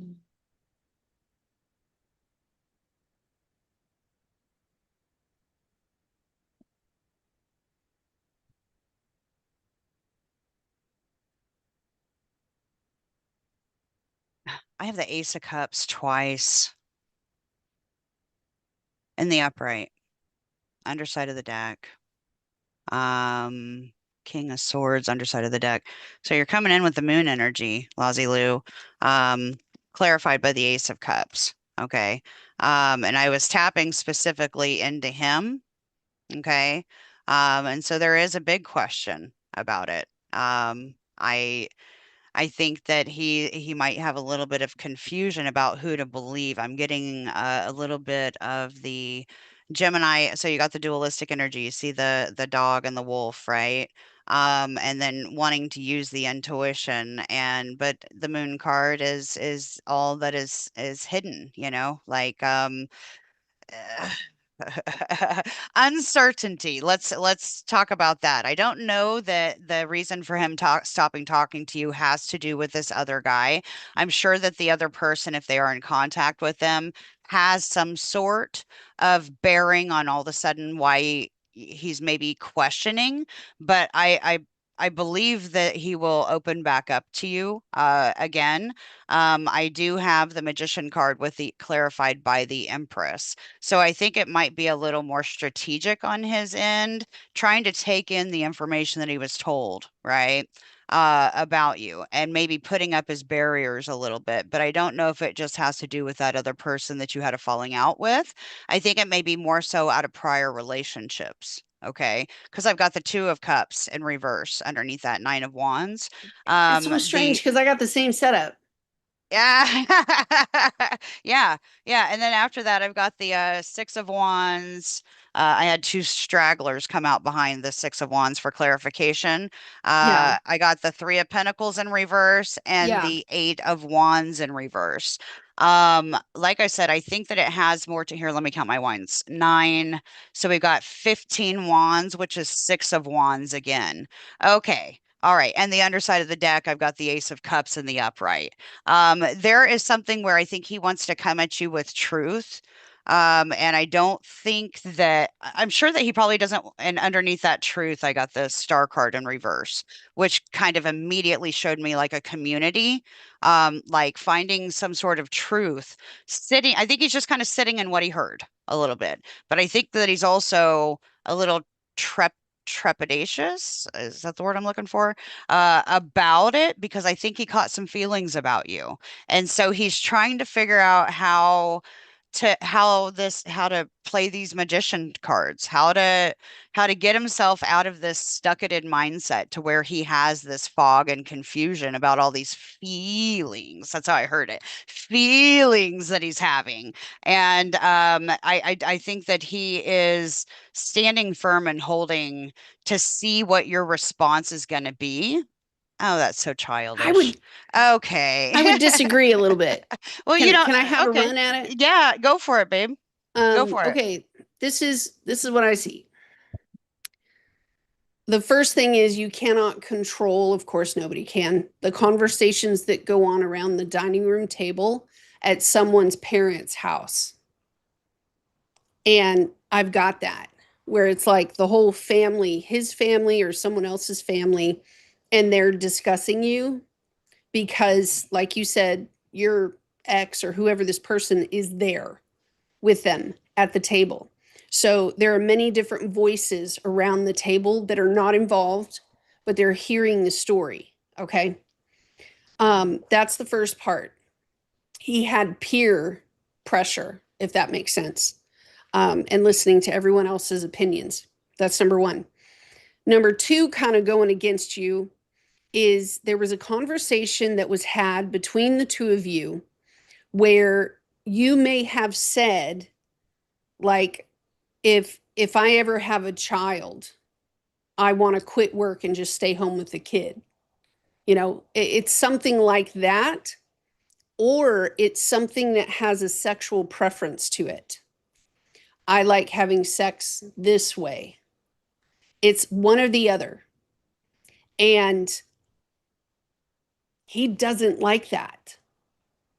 Like it would be a lot like Heather coming to me and saying, I like to paint my face like a clown when I have sex. And I'd be looking at Heather like, yeah, it's something I can't work with. You know what I I just mean? heard Like, like the I'd like to bring puppets to the bedroom. Um, nose. he is not into that preference whatsoever. Like, not even a little bit. So that one, the one preference of what it is that you want to do with your time or your money if something were to go into play. That's two. Number three, the conversations that you have had with him about the direction of your life and the direction of your life and the way that you want it to go forward. While you were talking about your next steps and the challenge about your next steps forward, um, he's looking at it sort of selfishly in a way that says, I don't want to join her on that road. I've been building my own sort of nest egg, or I have been building my own trajectory for life. Some of this might have been like purchasing a house, um, living in a certain location, but he's got more support in the way of like the folks around his dining room table, if that makes sense. So there were like three things that made him go, look at this. Like he just went. So I don't know what it is that you do, like that came out right next to the it was something that you said. It could have been negative, the tone of your voice, but he's not rolling with that way. I'm looking at That's what what I've Lozzie. got. I'm looking at what Lozzie Lou said. Okay. So Lozzie Lou said, yeah, last time I asked about if there's a possibility between us, you said he wasn't over his ex. I vaguely remember that. She said he's an Aquarius, so the feelings would be bothering him. Told you, I heard, ew, feelings like that. And then Mm. she says, I'm a stay-at-home mom, and I was telling him how it's going to be hard for me to find a job. And she says, yeah, I have no support here. So I don't know. Lozzie Lou, are you a Gemini Cancer cusp? Or is that just the energy that I'm getting out of this Cancer Gemini? Like I'm looking all over this reading and I'm getting a Cancer Gemini cusp. And then I got the cups and then I got the mom thing. I got the mom thing, but I was wondering if it was him having this, oh, how do I say it? You ever had men with a Venus in Cancer? They got that's kind of the feeling that I got. It's almost like in a way, it's like where they have this mindset, this mommy fetish almost in a way. Okay. And Like they don't so, want to raise kids, they want to be the but kid. yeah, they want to be Mm. the one nursing. I Yeah. like so yeah. But it's like a grown man who isn't off mommy's tit yet kind of energy and who will expect you to be the kind of thing if it was That's where to the jealousy part emanate came in. the Cancer. The not wanting to share Yep, mom. yep, yep. I'm seeing it all day. Gemini Cancer cusp, and I literally have two milky cups right here. Two milky cups. Two milky cups. Lots of milk. That's what I was getting. And the Leo in him, I got the ego part, Yeah, I got a ton of Leo with him too. with all the wands and like you can't one up me and I'm like he needs to be able to have that showy side a bit. And I don't know if I don't think he wants the duty or the responsibility of adding children to the mix. And in a very selfish way, sitting with his friends and saying something like that out loud, she's a single mom with kids, and everybody around the table goes, oh, because it is responsibility and it's helping to carry the load. And my cards are like, not only do I not want to do this, Oh, I don't you want got to put that my too? money You to it got that either. too? We got the same Yeah, damn he cards. doesn't want Three of to Pentacles in be a parent reverse. and he doesn't want to Mm. give over It's money like, to being no, a no, parent. no, no, no, no, no, Yeah, no. so I don't I think it don't want had to to do have to with you. have I the, think it had to do yeah, with your circumstance, yeah. not Uh, necessarily the ex, more like lifestyle. And an Aquarius would be very picky about that, like severely picky. okay, and last, Yeah. yeah, yeah. All right. And oh, Wendy, yes, you are a patron. Hi, dear. It's my handle is Wendy. That's who we know who Wendy is. And so I hope that helps, Lozzie Lou. I'm not trying to rush through. I just don't know how Yeah, but much. she's right. You need someone that has like Venus in Cancer. You need someone who's family oriented. That way, that struggle is not. I'm sorry, but I couldn't forgive someone if they couldn't accept my kids. That's like a no go from the get go. Get the Mm-mm. F off. You're not going anywhere with me. Okay, Wendy, yes, dear, here. Just do it here. What is up with the metaphors of like throwing myself in front of a train for my kids? It's like been going around lately. The word Garfield has also been going around. I don't know if you've seen the word Garfield. Mm-mm. No, I have not. No, I Hmm. have not. Wendy's wanting us to take a quick peep at her chart real quick, and she's a longtime patron with us too. Did she Um, send over her stuff? I just put my email in the chat for her. Oh, okay. Yeah, it's disappointing, but I guess understandable. He didn't have to ghost though. That oh, don't get Heather started on the whole ghost thing. Fuck. Yeah.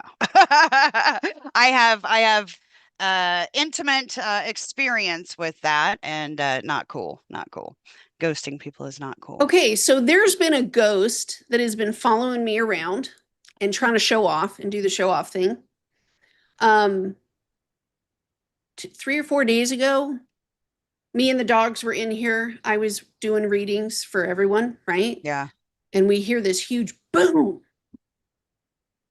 Of course, I ignore it. I go back to work, whatever. yeah. But when I'm finished, go in the bedroom, my stand up mirror, which was securely leaning against the wall, was flipped all the way the other side and crashed all over the floor. And I'm like, if you think for 1 minute I'm going to make a big deal out of this, you're wrong.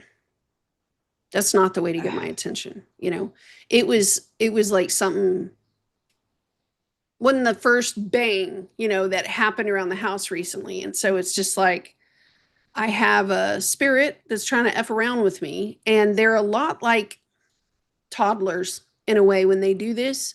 Hmm. You have to cut off all, like me giving it this much attention is probably too much, but I'm letting Heather know that the thing is around.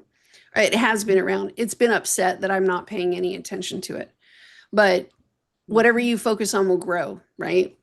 Yeah, So you yeah. got some a-hole showing up in your house because you don't have control over who's a ghost or not, right? So let's say you have an apartment complex with a guy who's beating the crap out of his girlfriend and has Hmm. jealousy issues and he Right. passes away. With all of that feeling inside of himself, he's not resting in peace. He stays a ghost because he has this attachment and it's sick and it's gross. Well, during the Hmm. day, what's he going to do? She's at work. Yeah. Yeah, sorry, you coming in breaking shit and breaking my mirrors. No, Yeah. And I was like, dude, that ain't the way. Like, I I ain't don't gonna give you allow no them attention. access, like, at all, because this is my work. Yeah, You just because can you know I watch, can. but you cannot interfere, interject. There is no Yeah. speaking, no talking. We lived in that greenhouse, the first house John and I bought, and it's like 2 o'clock, 3 o'clock in the morning, and we could hear somebody up pacing in the floor above us. And at 3 in the morning, the dude would set a percolator coffee pot. I don't have a percolator coffee pot from like the 1940s and 1950s. Mm, We could hear it from the bedroom. Like every spirit that has kind of come around, I've had to have that talk. You can watch, but you will not interfere. And yeah. it's like Heather said before, and I know that we were talking about death, but Full when the circle. entities and the spirits show up, just know who you are. You're plugged in. They're not. Yeah. You Yeah. have the support. They don't. They can only get something done if you do it. Hmm. So just don't do it. Yeah. Own Yeah. your space, own your environment, own your, like Heather said. You have to. That protective barrier, you have to, that's something that I learned Nope. the hard way. I learned the hard way about being able to detach, right? Detach from the fear, detach from the emotion of it. If it's something that is outside of what is your control, because it's something coming at you, trust me, I have seventh house Scorpio Uranus at the very end of my seventh house. If Right. something is coming at you from somebody else that is outside of your control, all you can do is let go of the fear of it, Yep. minimize it, shrink it It's a to person. you Remove can't, the mysticism. yeah, It's a yeah. person. It's a You have a person person. that just broke into your house and trashed out your mirror. Yeah, yeah, Are you yeah. going to be afraid of this person? No, no, No. no. They You're tried going to be to, like, get him, Iris, get him. well, it was like when we had that incident when you and I were standing at the foot of I was sitting on the Oh, stairs and then yes. that stomp down the stairs sound like boots on the stairs behind me and I'm like, yeah, and then we hear the ripping of the tape, the Duct duct tape tape. rip. Like, what are you trying to do? Am I dealing with Beetlejuice here? Do I have you two Beetlejuice. trying to figure out how to scare the ghosts in the Yeah. house? Like Give you're me a not, break, dude. come on, I'm Quit not toilet paper intimidated. in my tree. I'm not You know what I intimidated by mean? air, Like, dude. It's what I breathe, man. I yeah. breathe you. And I'm just going to Like, say it because it's there. Jesus used to say, "You will do greater than I." If I remove all fear, which is what he was trying to do, you will do greater than I. The fear thing. It's all about the fear thing. If they lock you into fear, they gotcha. When Yeah. addressing spirits that come or entities, Amba's probably got the worst experiences of us. Well, sweetheart, I thought you were I put my email in there and I'm not receiving anything. We can't hang out all day just waiting for it. But let's see. Civil War ghost Miriam came in very clearly the minute you spoke. Yeah, I do have a Civil War attachment. And in the physical 3D, I have tracked and trailed my ancestors to Virginia to that point where they broke away. The brothers broke away. One went north to Ohio, and two went into the Confederate Army on my grandmother's side, my dad's mom side of the family. And yes, there is an attachment there with me because in Virginia, they owned. Well, it's kind of crazy. My ancestors are from the first Germans that came over. They named it Germantown, like they came over from the Dutch, and I have it all on record. They came over from being clockmakers. They were clockmakers, Amba, and they got land down in Virginia to farm. So all these Germans get off the boat and they build a little colony, and then they had to move like once. But it was my family that helped to build that colony. And then from there, the generations rolled down to that Civil War thing. So I've got it on paper. Hmm. Man, see it all here, man. She says that like she thinks it's attached to the land, possibly even John. Uh, where, I'm sorry, I'm trying to scroll and I asked Wendy to hurry and send her birth chart if she's wanting us to look at it. Lozzie Lou said she thought she saw a ghost last night through her glass sliding door, but only the legs, but then realized it was a reflection of yourself in the glass. Right. Oh Jamie shit. says, I have zero clue what Britney Spears didn't even know she was on her radar for anyone about anything. And then she says, "Oh my God, this Britney reading is completely mirroring what's going on with me right now. So weird." Oh. Hey, Jamie, can I ask you a good question? Just, because we're sisters. She is. I don't give a damn. I'm going to use these words, but they're being used out of love. Okay. Because I have a Libra rising. These women are mine. Heather is mine. Jamie is mine. Mine, mine, Mine? mine, I would mine. like go close off Minnesota and we'd all move there and make a border. Hey, I got birth chart info, so I'm loading in Wendy's birth info. And Jamie, let's do you go. have somebody Female. around you that's a love interest of some kind? Because I saw that picture the other day and it hit that picture I saw of you. And I was like, is this person in love with you, in love with you? And they're like trying to hunt you down? I just wanted to ask because I'm nosy. Um, what is this? Honey, I don't know how to put in your coordinates. Could you not just put the Mhm. city and state, I maybe? look so much like my mother right now. So much like my mom. It's redunculous. It's just getting older, right? I don't know if that'll work. Okay, so I need the city and state country you were born in, Wendy. I can't just put in coordinates. It wants a birth town and state. I'm sorry. We use astro.com and it doesn't really take coordinates like that. I would love for them to volunteer like a celebrities chart to us and us spend a little bit of time every week reading one of our patrons' choices, patron member choice, right? Yeah. Like who do you want to see? Elvis? You want to see JFK? Y'all, you know what I found? Y'all. So I was on Astro-Seek, right? The one that Jerry. people have a hard time getting into. And there's this tool in there where here, I'm just going to share it really quick because I have it. Jerry, go ahead and put your question in. Just real quick, because it shows there's this way that you can plug in certain specific things to find celebrities that have this in their chart. So I plugged in, okay, well, who's an Aries rising that has an 11-degree Capricorn MC? This is my chart when I'm telling you this. And I also put what I put a 10th house moon. Stevie damn Nicks mirrors Stevie my Nicks. chart. Wouldn't you know it? Like, What? yeah. And it's a so her let me scroll this over a little bit. Ah, that Look at moon that. placement. That's fame. Yeah. So I my moon is Jupiter in the and 10th Sag. house. Like, dang, So dude. Stevie Nicks is an Aries rising because I tried to get 19 degrees and I couldn't. And I found she's an 18 degrees Aries rising. I'm a 19-degree Aries rising. 19-degree Libra descendant. So her IC is 11 degrees, 19 minutes. Mine's exactly 11 degrees. Her MC is 11 Capricorn.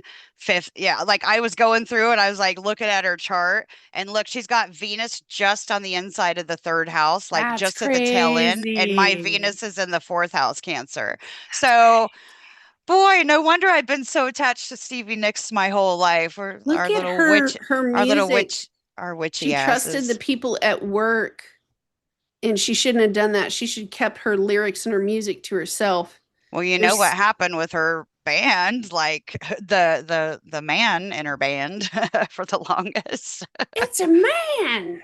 Yeah, Chiron and Scorpio, South That's Node and bad. Scorpio. That's some betrayal right there. That's sad. Seriously. Pluto in the fifth house, like Leo. She is such a powerful performer. That's but it quincunxes her moon, right? Yeah. She Yep. wanted it her way, and they did whatever they wanted with it. Because to me, this is like thievery. To me, this is like stealing from her. Let me see if Wendy gave me her info. Okay. Jerry Sorry. says, let's see what we got here. Wendy put town in chat. Good. Meadowbrook, Pennsylvania, Montgomery County. Thank you. All If right. so, is my new friend a good guy? Okay. Hang on, Jerry. Girls gotcha. And if you guys are not members, please subscribe at least to the channel and know that everybody who's getting their questions answered right now, they're either channel members here on YouTube of the radicals or gatekeepers. The watchers are just our supporters who get to hang out with us. Yep. And then we have our Patreon channel members that get access to readings Yep. too. I tell Meadowbrook, you this, man, if Heather and I made enough money off of these channels, we would probably sit with you like this every day. yep. We're growing, and we'd like to grow to that point where we could just hang out with you guys every day because that would be badass. And I'm just throwing that That's out there. that's the way it should be. That's what they keep telling me anyways. That's Right? that's what I keep being shown. Jerry, Um, do me a huge favor, love, and I want you to think about your person and hold this person in your mind. Don't think about your feelings. Look at his face, his hair, his nails, his clothes. Hold him in your head. Thank you very much. I got him. I'm having the hardest time finding Meadowbrook, Pennsylvania. There's a lot of Meadowbrooks in the world. Still scrolling. Meadowbrook Manor, Pennsylvania, maybe?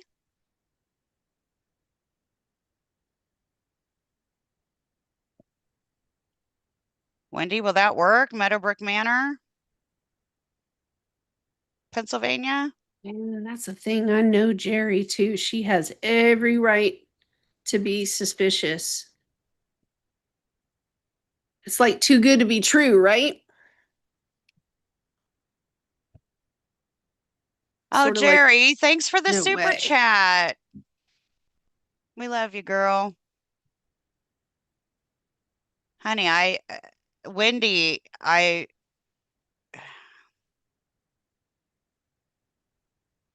I'm trying. I have one email from you and it had coordinates. And I see in your chat you put the city, and I'm trying to clarify with you the name of the city. Thank you, Jerry. Thank you. Okay. You're getting Meadowbrook Manor because I'm kind of my Aries is kicking in. Just got to act with it. Yeah, I can see that in the cards. I pulled him out so that I could focus on him. Can you give me his first name, please? Jerry?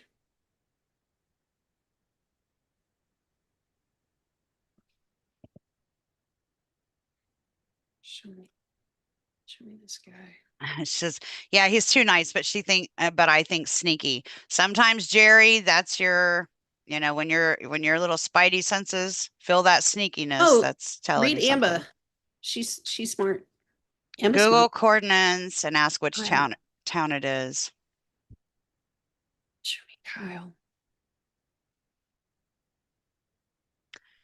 Kyle. Thanks, Amba. I appreciate it. Astro was not finding just that city and state. It wanted to add in extra stuff to it. So, With Jerry. How does Kyle feel about this relationship with Jerry? and Wendy, honey, what's your question? What is it that you're wanting to know, dear?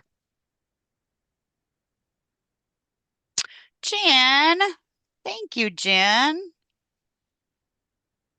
Appreciate you, dear. Yeah, Wendy, in the system, it wasn't just pulling Meadowbrook, Pennsylvania, period. It wasn't going to show me a county either. So it's okay. I've got it figured out. I'm just plugging in my favorite asteroids here.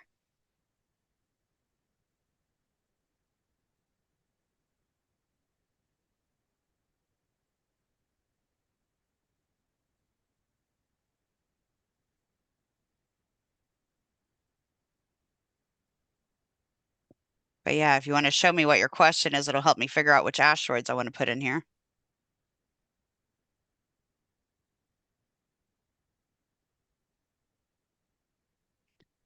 Oh, we got to have Eros. We've got to have Karma. Jerry, very simple and dumb question. When you were chatting with Kyle, was this mainly done at work? Like you're at work and he's texting you and you're texting him back?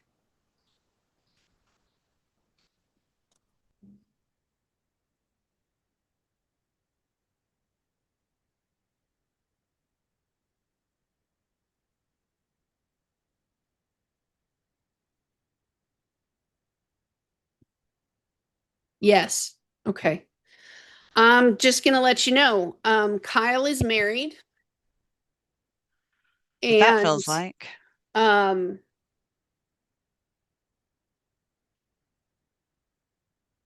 he does desperately want to meet up with you. I do see that. Like there is this energy of saying he misses chatting with you. He likes his days better when he's chatting with you. Work's not the same without talking with you. There's a question about like if it's about career money, this is what I was getting from this dude. The guy likes to live in a certain lifestyle sort of thing. So he is looking or not looking because he likes you. I can tell that he likes you. He likes you a lot. You know, it's just his priorities are in a commitment right now. That sort of thing. If there have ever been, I'm going on a trip kind of conversations, like it would sound a lot like this. How could I meet with her and do it right? Like for a long weekend or for like a week or something. And it's sort of this, if I make up some sort of travel trip and then take days off work, then I'd be able to come in and actually sit with this person face to face. But he would have to make the excuse of doing that sort of a big enough lie. Because he does have a committed relationship back here that he's not happy in. Like he's really not. He's not happy in it whatsoever. He takes trips. Yeah. But it's during these trips that he would ask you to come see him and go face to face, so that he can express his feelings for you. Because guy does want it, man. He wants it bad. If there's something about you that it's it's a struggle with, I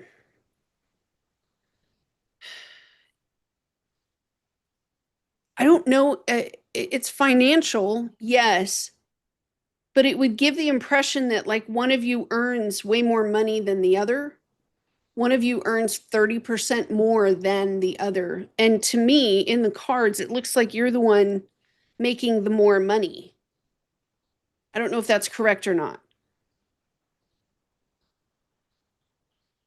He always parks far, far away. Yeah,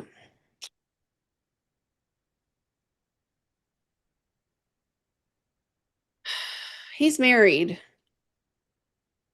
and he's playing off as if he's single, but he has yet to put like the divorce papers into the clerk's court. There may be a struggle over that decision because he's trying to hang on to more than his fair share. Like if the divorce was asking for 50-50, this guy wants 70 and he's only giving up 30% to, and he can't get around that part right there. So I think he's still going to pursue you. I do. I think he likes spending time with you. He listens. He's a very good listener. And the story that you're telling him, he's very familiar with that story. So maybe you both share that, life experience thing together. I will also kind of say this, like, see the Six of Cups in the reverse. If you were much more direct with this person and you said, direct, I am willing to date you and to create closer moments and bonding with you. I am ready to have that kind of boyfriend girlfriend thing.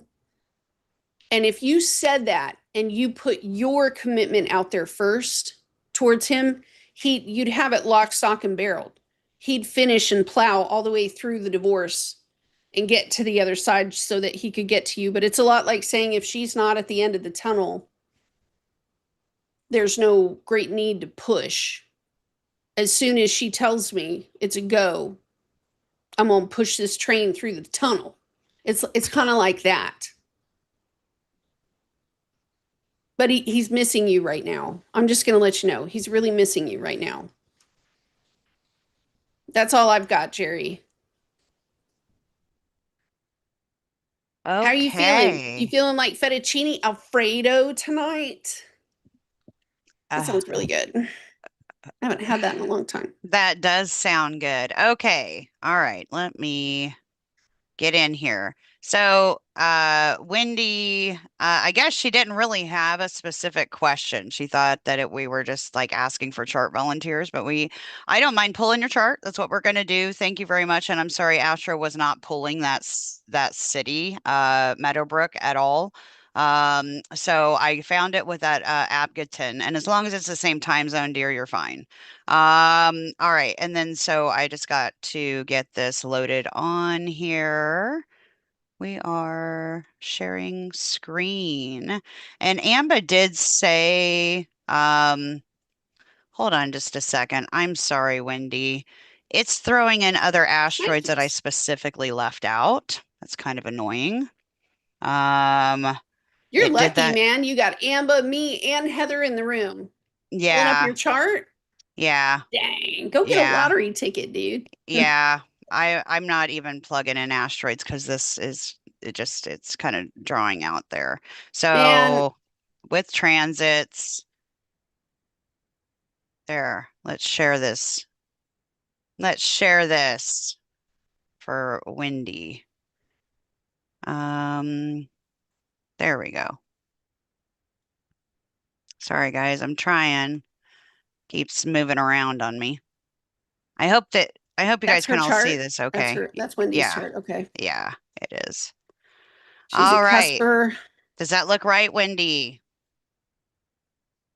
I have a 28-degree Aries rising, 15-degree Capricorn MC.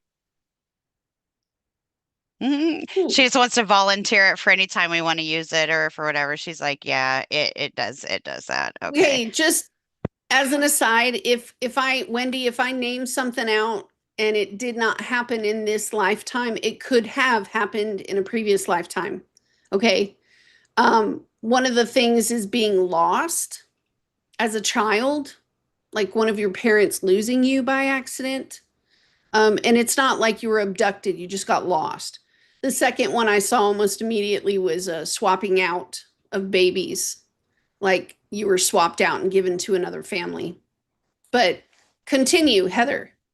I you keep going. I just started looking at it. I've been having issues with my browser here. Yeah, there's a feeling of home and um, a desire to go towards home and to find home.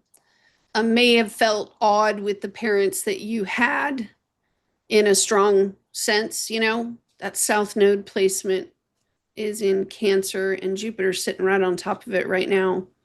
I'm also kind of catching that the mother that you had as a child was, I mean, duh, it's not the mother you needed. I get that part. But there's a challenge there of shutting off the feminine energies, quite possibly going the other direction with that, and putting your feminine energies to work as a child. Um, if you were in pageants as a little girl, if your mom wanted to like dress you up and put you in pageants and kind of put you on a stage in front of people, this could also be like child labor in ways that, how would you put it? Siblings, siblings being your boss. I don't see that often, do I? Amba, am I?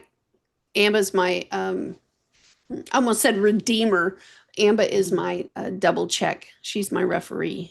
Yeah, I was going back to some of her things that she has kind of said throughout the conversation. Sorry, it's really messy in this chat trying for me to try to scroll back and read stuff, so that's why I asked. But she had mentioned earlier about having some very toxic life experiences, and wanting to know if she's like needing help healing through that. I think I saw, was it her earlier that mentioned why is it that she still feels connected to somebody from forever ago? I'm trying to find that in here. You Yeah, can because I clarify. can kind of see like the hospital, you know, the hospital screwing up and putting the wrong baby out there. There's also an Asian feel. You may have had strong past lives in Japan or China.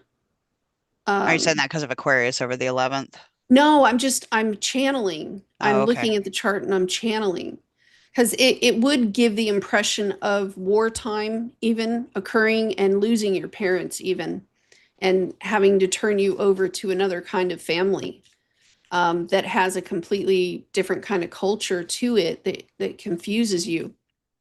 Um, yeah, that Neptune in opposition to Vesta. Her appetite and the food that she eats may not agree with her body because it's from a wrong, it's like even the food, it would sound like that. Even the food that she ingests, she's had to learn different types of cuisine because it doesn't sit right in her belly. Poor thing.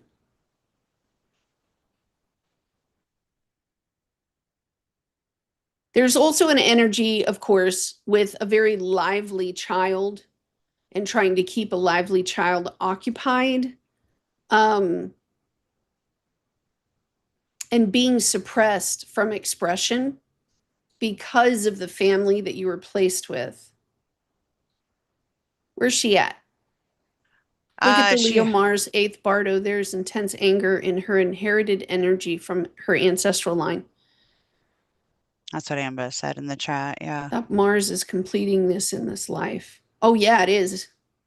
Yeah, I like that part. She was also wanting to know what does it mean when all of her planets are in one specific part of your chart. I mean, you do have a second quadrant heavy, third quadrant. I mean, yours is pretty well spread out though, but it is more Planets. second Look quadrant at her Pluto, heavy. man. Yeah, 29, yeah. 29 Pluto Virgo. Yeah. in Virgo. We rarely, if ever, see that. So that quincunx is her 28 Aries rising. Making a trine to her north node. I'm If assuming with the that it's been a long battle this life with power dynamics and knowing when to embody and embrace your power and when to kind of let settle it down a little bit and allow somebody else to have a little shine, bit of it. right? I think that with how heavy her chart is like this, I'm looking and I'm seeing somebody who has to a lot of times dial it back just because there are very natural, I see very natural, Public speaker. yeah, very powerful. You can come off as Yeah. intimidating to others, and you But have at the to same time, that she's very performance driven. That Mars, performance and Pallas, Mercury, and perfectionist Venus. could have been Yeah, given to her in this and a Leo. very hard way with words, where the words that came out of the parents, both parents, um, were about performance in the workplace, performance with her schooling, demanding perfection with performance. And believe it or not, I think she was smarter than the people around her because of that Pluto. I think that, if she was looking at the adults in the room, she probably felt they were too simplistic. There was a faster, more efficient way to get something done. Does that make sense?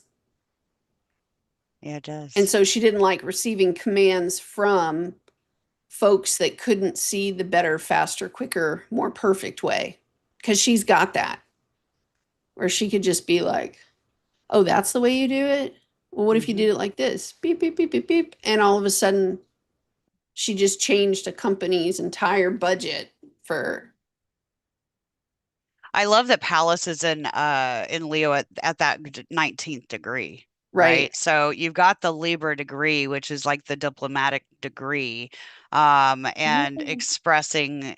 I think that you do a very, very great job of expressing your own creativity and individuality in a way that is very dualistic, like the feminine, masculine is very balanced. And if you notice, it's got that quintile up to your MC and how you're seen in the world. That's that yellow line right there. Sorry.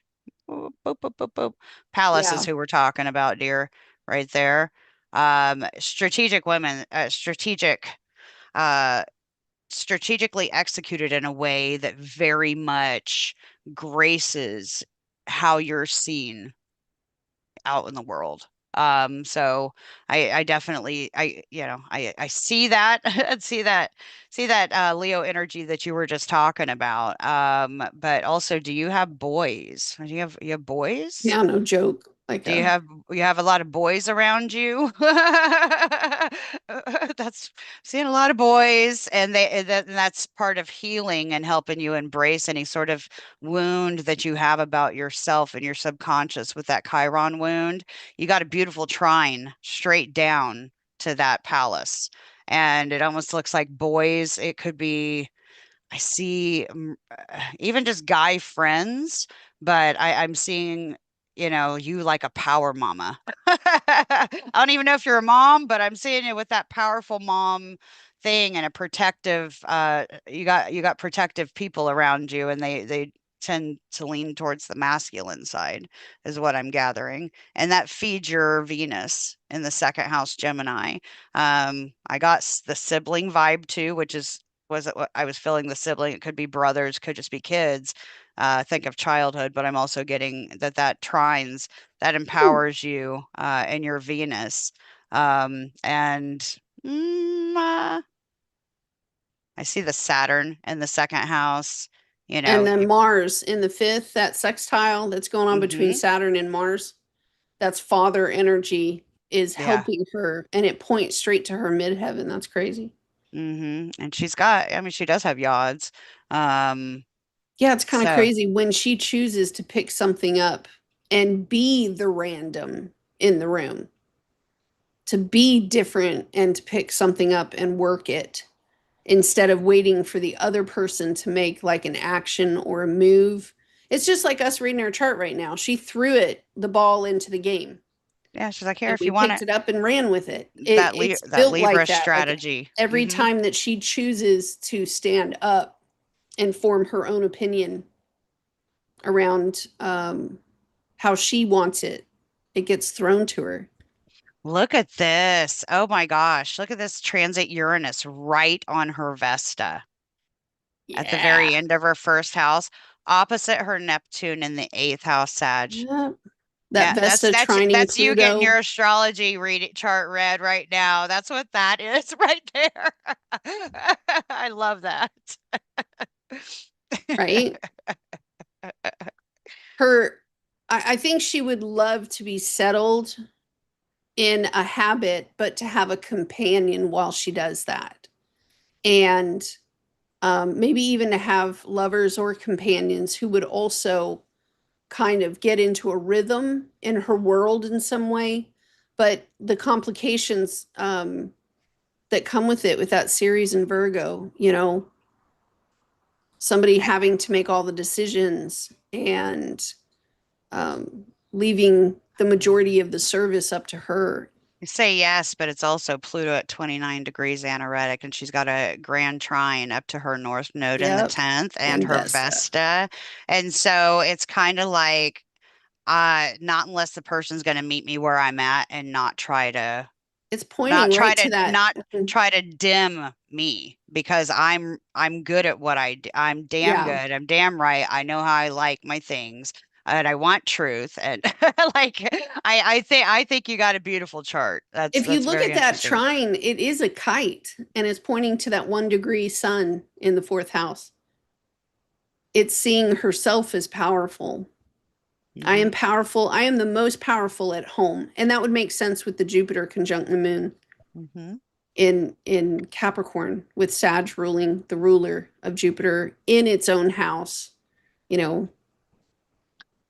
I would say with these transits that we're coming into, Chiron. So right now the sun just passed her ascendant. Chiron's inching closer and closer to your ascendant. I've been through this within the last so many years.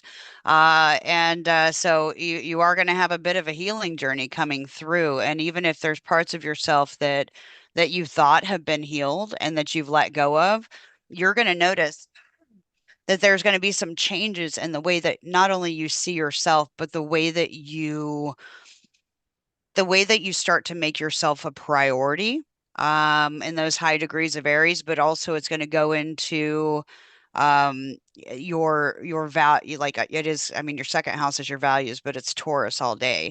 I mean, you've got a bit of an intercept there, right? So between your first and seventh house, your Taurus is intercepted. It starts out with Aries, and then a big part of your life, as I'm seeing it shown to me, is about what you have, what you can contribute, what others have, what others can contribute in the relationship. And there is the need for freedom breaking out at the very beginning and the need for companionship there on the back end. So I don't know if you're coupled or not, but I can see freedom as a big part of it, but also your security is, But right? So relationships are really big to her too. They have to they be. are. Yeah, they She's a are. U7, so she Yeah. is demanded to meet weird and strange people all the time that do not fit the mold of the herd. They have to be outside of the herd Oh in yeah, some way. very much So so. it for me also with that midheaven, look at the square from Uranus to Chiron up to the midheaven line. That midheaven line is so important in Hmm. your chart, lady friend. So important. It's pointing to her IC where Jupiter is right now. Jupiter's passing that point. Hmm. And the Uranus to the Chiron, it's like an abandonment of her own wounds. Like if somebody else cannot see her pain, then she'll just tuck it away. Does that make sense? It does. It does. And Chiron in the gosh, Chiron and Aries, this has been an adventure over this past few years. I'm sure that you've been having all kinds of stuff thrown at you that you weren't expecting, dear. And this is kind of like all these the Chiron stepping into your first house is where you take and make yourself a priority rather than, I mean, that's a lot of energy for the sixth house that you've got going on. You do a lot to help everybody else and to help solve problems for everybody else and to help give everybody what they need to, you know, step into their own power. But this, you've Here's gone something through your tricky you've gone through your with Chiron return, and her now you're it's 16th degree. yeah. That So 16th degree is killing her slowly. you're talking about that Mars. The Saturn placement and then the Lilith placement and the Mars is Mars at placement. 16 too, All babe. three of Yeah. those. So what's I'm here, pulling up. I have the midpoint calculator. What do you want me to look up? I'm pulling up the Sabian symbol list for that 16. A woman suffragist harangue. Passionate persuasion, a powerful mind can hold sway over others and win them over to a new way of thinking. Being open to persuasion. That's where her karma is. That's where Saturn is. It is not effective at all to present new ideas in a dry, matter of fact tone. The first step must be to win the attention of the group by persuading people that we have something of interest to say. An intrusive manner of speech is almost inevitable, probably backed up by hyperbole. uh is it hyperbole? Hyperbolic or Hyperbolic, yeah. hyperbole? I'm sorry. Drama and startling claims. Strong feelings are almost de rigueur and to be S- felt, not just acted out. Mature adults assertively claim full involvement in shaping their affairs. Before the emancipation of women, it was accepted that certain categories of people were of lesser worth. These people, women, felt great indignation about this and refused to continue to play along. They demanded full participation in life as adults. It is implicit that for a community to operate effectively, there must be mutuality in the exchange of opinions so that each and every viewpoint is aired and heard. In this way, our life values are maintained both individually and as a community. The responsibility which goes along with this is that we must desist from bias and bigotry and present our case in a reasonable and reasoned fashion. This is how the worldwide reconstruction of situations unfold without bloodshed. Diplomacy and democracy are attempts to resolve social stresses peacefully. Unless all responsible members of a group have a franchise to exercise their perspectives and urges, then unreasoned conflict is inevitable and the bloodletting begins.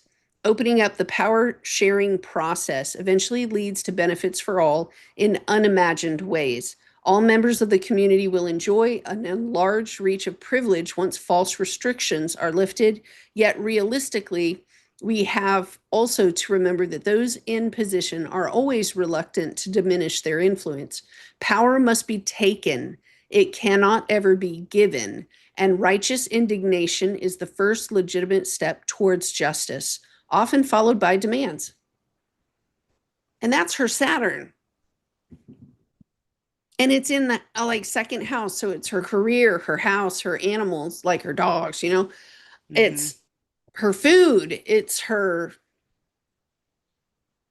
So it begs the question, were the relationships that she was in and the construct of the belief system she was raised under, did it give the impression that women do this job and men do that job? That's number one. So there's the gender issue. Hmm. Number two, is it women don't talk at the table or women eat their food in a different room? Because a lot of cultures do that. It's a restriction that would have not just been in place religiously or politically, it would have been the law. She's coming from a past life where that would have been the law. And but do you agree with me? Yeah, I'm looking through the chat. Yeah, there's a lot in the chat here. So, Amba, anoretic means destroyer. Okay, and deliberately blocked moon from knowing how to get ahead in social systems must find a path to properly hear intuition. And can't see your own potential for power, past life, head injury. That's afflicting your view of yourself. Wendy says, mom of an adult boy and adult girl family was abusive. Now, see, my human design chart says that I have to wait for my sacral authority to tell me when to move. Okay. Yeah, that's cool. You're studying that. Dude, I'm telling you, I have so much trouble making heads or tails of my own chart. Man, it's like it took me a long time to be confident in myself. Amba says, need to change your diet and clean up your brain by choosing brain-friendly foods. Stop eating processed foods, fully stop. They are confusing your thinking. And Wendy says, I'm also kind of stuck in a toxic environment at this very moment. I'm sure that doesn't help as far as my thinking goes. And I wasn't even able to feel my own energy until about 6 or 7 years ago. She's been single over 7 years, grew up in an extremely abusive environment, family mobbing, and I'm still living in the same town that it all happened in. So the people here don't really see you for what you are. Known as the truthful liar in my family. Absolutely. I think the fact that my family refused to see my pain helped me be able to suppress that part of myself. And coming back to life in my 40s was hard enough. Amba says, you don't see you as who you really are yet either. You must clear your head so that you can fully orient and from imitation and faith and spirit rather than being swayed by other people's energy. Okay. And says, my family. Sorry, every time it scrolls, it jumps up like 10 lines. Um, family can no longer pull on your emotions or use them against you. That's good, Wendy. That really is a lot more power over your own emotions nowadays than you did in the first 40 years of your life. My life experiences usually make other extremely uncomfortable, which makes it hard for them to accept who I am. Sis, I get it. I'm a 19-degree Aries rising. I do get it. There's been a lot, and I'm gonna say that with this eclipse that we had, it was just on your ascendant too. April 8th of 2024. How much has your life changed since then? Is that what's helped you get into that state right now where you've got those boundaries and less give a fuck about what everybody else thinks and kind of leaning more into yourself? I know I have. But you also said I had a friend tell you the other day that you must have angered the gods in another life. Absolutely what happens when in the home stays in the home. Okay. Well, I know we've been going for a really long time, sis. How are you Yay. doing? I But think that was that, fun. And I'm glad yeah, that we talked about some of the stuff we talked about. yeah, yeah. And I definitely hope that it helps. Wendy, keep your head up, girl. You got a lot going on and listen to your ancestors. With that Chiron on the 12th house, they're always talking to you. You just got to clear yourself from those toxic environments. I think that brings key point to where earlier in the conversation when we were first starting out, I talked about the importance of minding your audience and who's around you and who you're allowing into your energy field because those people are like energetic vampires, sieves, and they emit their own negativity. And when you have Chiron in the 12th, you can unconsciously absorb that in your head, in your Yeah. being without even realizing that, and that can hinder your growth. I'm Um, I'm gonna also say this. You are meant to have an audience of some kind. That fifth house is chock loaded full of energy that speaks about total freedom means you can get in front of an audience, be your authentic self, and the audience actually applauses. So it is about finding the right audience for your gifts and what you do. Um, and with Pisces over the 12th, the way that it is, you can pull from anything you want, my love. Anything is open. As soon as you choose to be the engine to drive something forward, right? It's doing it, like she said, in front of the right people, but it's like the luck will show up yeah. instantaneously. I'd also encourage you to think that in a past life, you very well could have been swapped out for the wrong family. You could have been a twin and only one of you survived. Okay. But whoever you're with in this group, the cultural differences between the two of you, be very keen to that because your environment and where you're at, you know, it's very touch and go until you have established your own little world, your own little corner. It's that Gemini energy is always going to be like distractions and, Yeah. people coming to offer their opinion when you didn't ask for it. And I think that it's very fitting right now in all of this Aries action that we have, Aries, double Aries stellium going on, that I speak to the fact that because this Aries Chiron has been affecting the collective as a whole. And you've got Aries Chiron wound in the 12th house that talks about not being seen for who you are. For what you Okay. do. And for what, yeah, for your actual capabilities, being the truthful liar, as you saw there. You know, people can pick and choose what truths they want to reveal in things. Oh, But I think that right now it's very important that you no longer allow you no longer allow yourself to be tied to those ties that bind and that we get stuck with in our unconscious because of whatever reason, that need to be the savior or the martyr wait or a second. whoever to save somebody else's asses. Wendy, It's time to move forward into your own, like stepping into your own and getting away from these toxic people because you're outgrowing them and it's okay. are you a natural comedic person? Are you a comedian? Are you a natural comedian? It hit me while she was talking. She's a comedian, Mm. which would fight against that normal way of having a career that everybody's pushing you to be. Your Uranus in Libra in the sixth house is like, no, no, she's not supposed to climb the ladder. That's not how she's meant to find success. She's breaking out of the mold of the herd. I'm going back into the herd. Okay. You're supposed to be busting out the other side and showing that Aquarian weirdo thing. So, my question is about like, are you a natural comedian? Because if you're supposed to be on a stage, what do You I know? see that. So it could also be what I'm gathering based off of what you're saying and looking at her chart again, real quick, is that somebody that is able to take their traumas and wounds and turn it into humor to get through life, to express that in a way that other people connect with and can, and that Uranus and Libra in their sixth house, right up against your vertex and your Pluto in your sixth house. It may be that that might be your connecting way to help when you are able to detach from this toxic environment that you're currently in and fully stand in your I am and your own identity without needing to fix everybody, your natural ability to sit here like you've done today and express all the shit that you've been through in your life and to bare your nudes, your chart. That's an astrology joke, bad It's astrology true. joke. But in order to do that and lay that Right. stuff out, you're telling your own story. And when you do it in an honest, authentic way, you heal your Chiron and you turn it into that wounded warrior that actually can heal others by telling your story and Yeah. that unique way that Uranus in your sixth house in Libra of connecting with people. It may have to do with you working in an industry of helping people through addictions too. Not gonna lie, that's there.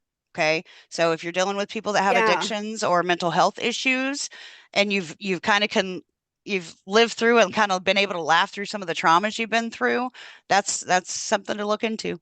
I agree with Amba.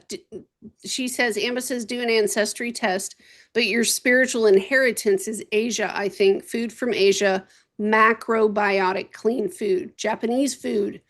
I'm not Oh, saying you have to go, very cool. chewing on a squid or nothing like that, but they do eat a lot of seafood and a lot of fruits and vegetables and broth. Um, I could do it. Says she's never met her dad, but doesn't know anything about his heritage. Asia actually would Asia. kind of surprise me. Well, with Okay, she's also a Aquarius. comedian in her own right. All right. That's how I'm taking that. Yes, Miriam. I can be when I'm comfortable. Yeah, yeah. Girl, we need to get you a stage. And me and Heather and Amber and all our friends, we'll just have a few cocktail drinks and laugh at all your jokes. Man, I got jokes for days. Woo! That I'd was be right my there with you, fault. Wendy. I crack myself up all the time.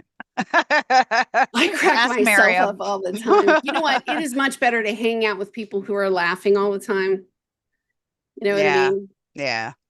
Then After all the woe is suffering me. that all of us have been through, it's Yeah, just a healing modality to laugh. then And very, very much so. ask Amber. Very, very Life much gets too so. La we just Out with the complaining and the whining yeah, we and just not want to have a liking good how time people do together. stuff. In with all the laughs, the smiles, and the community and the fun. We love you guys. Yeah, we We've been love you going for a guys. long If you go time, sing so karaoke, sing real loud for us.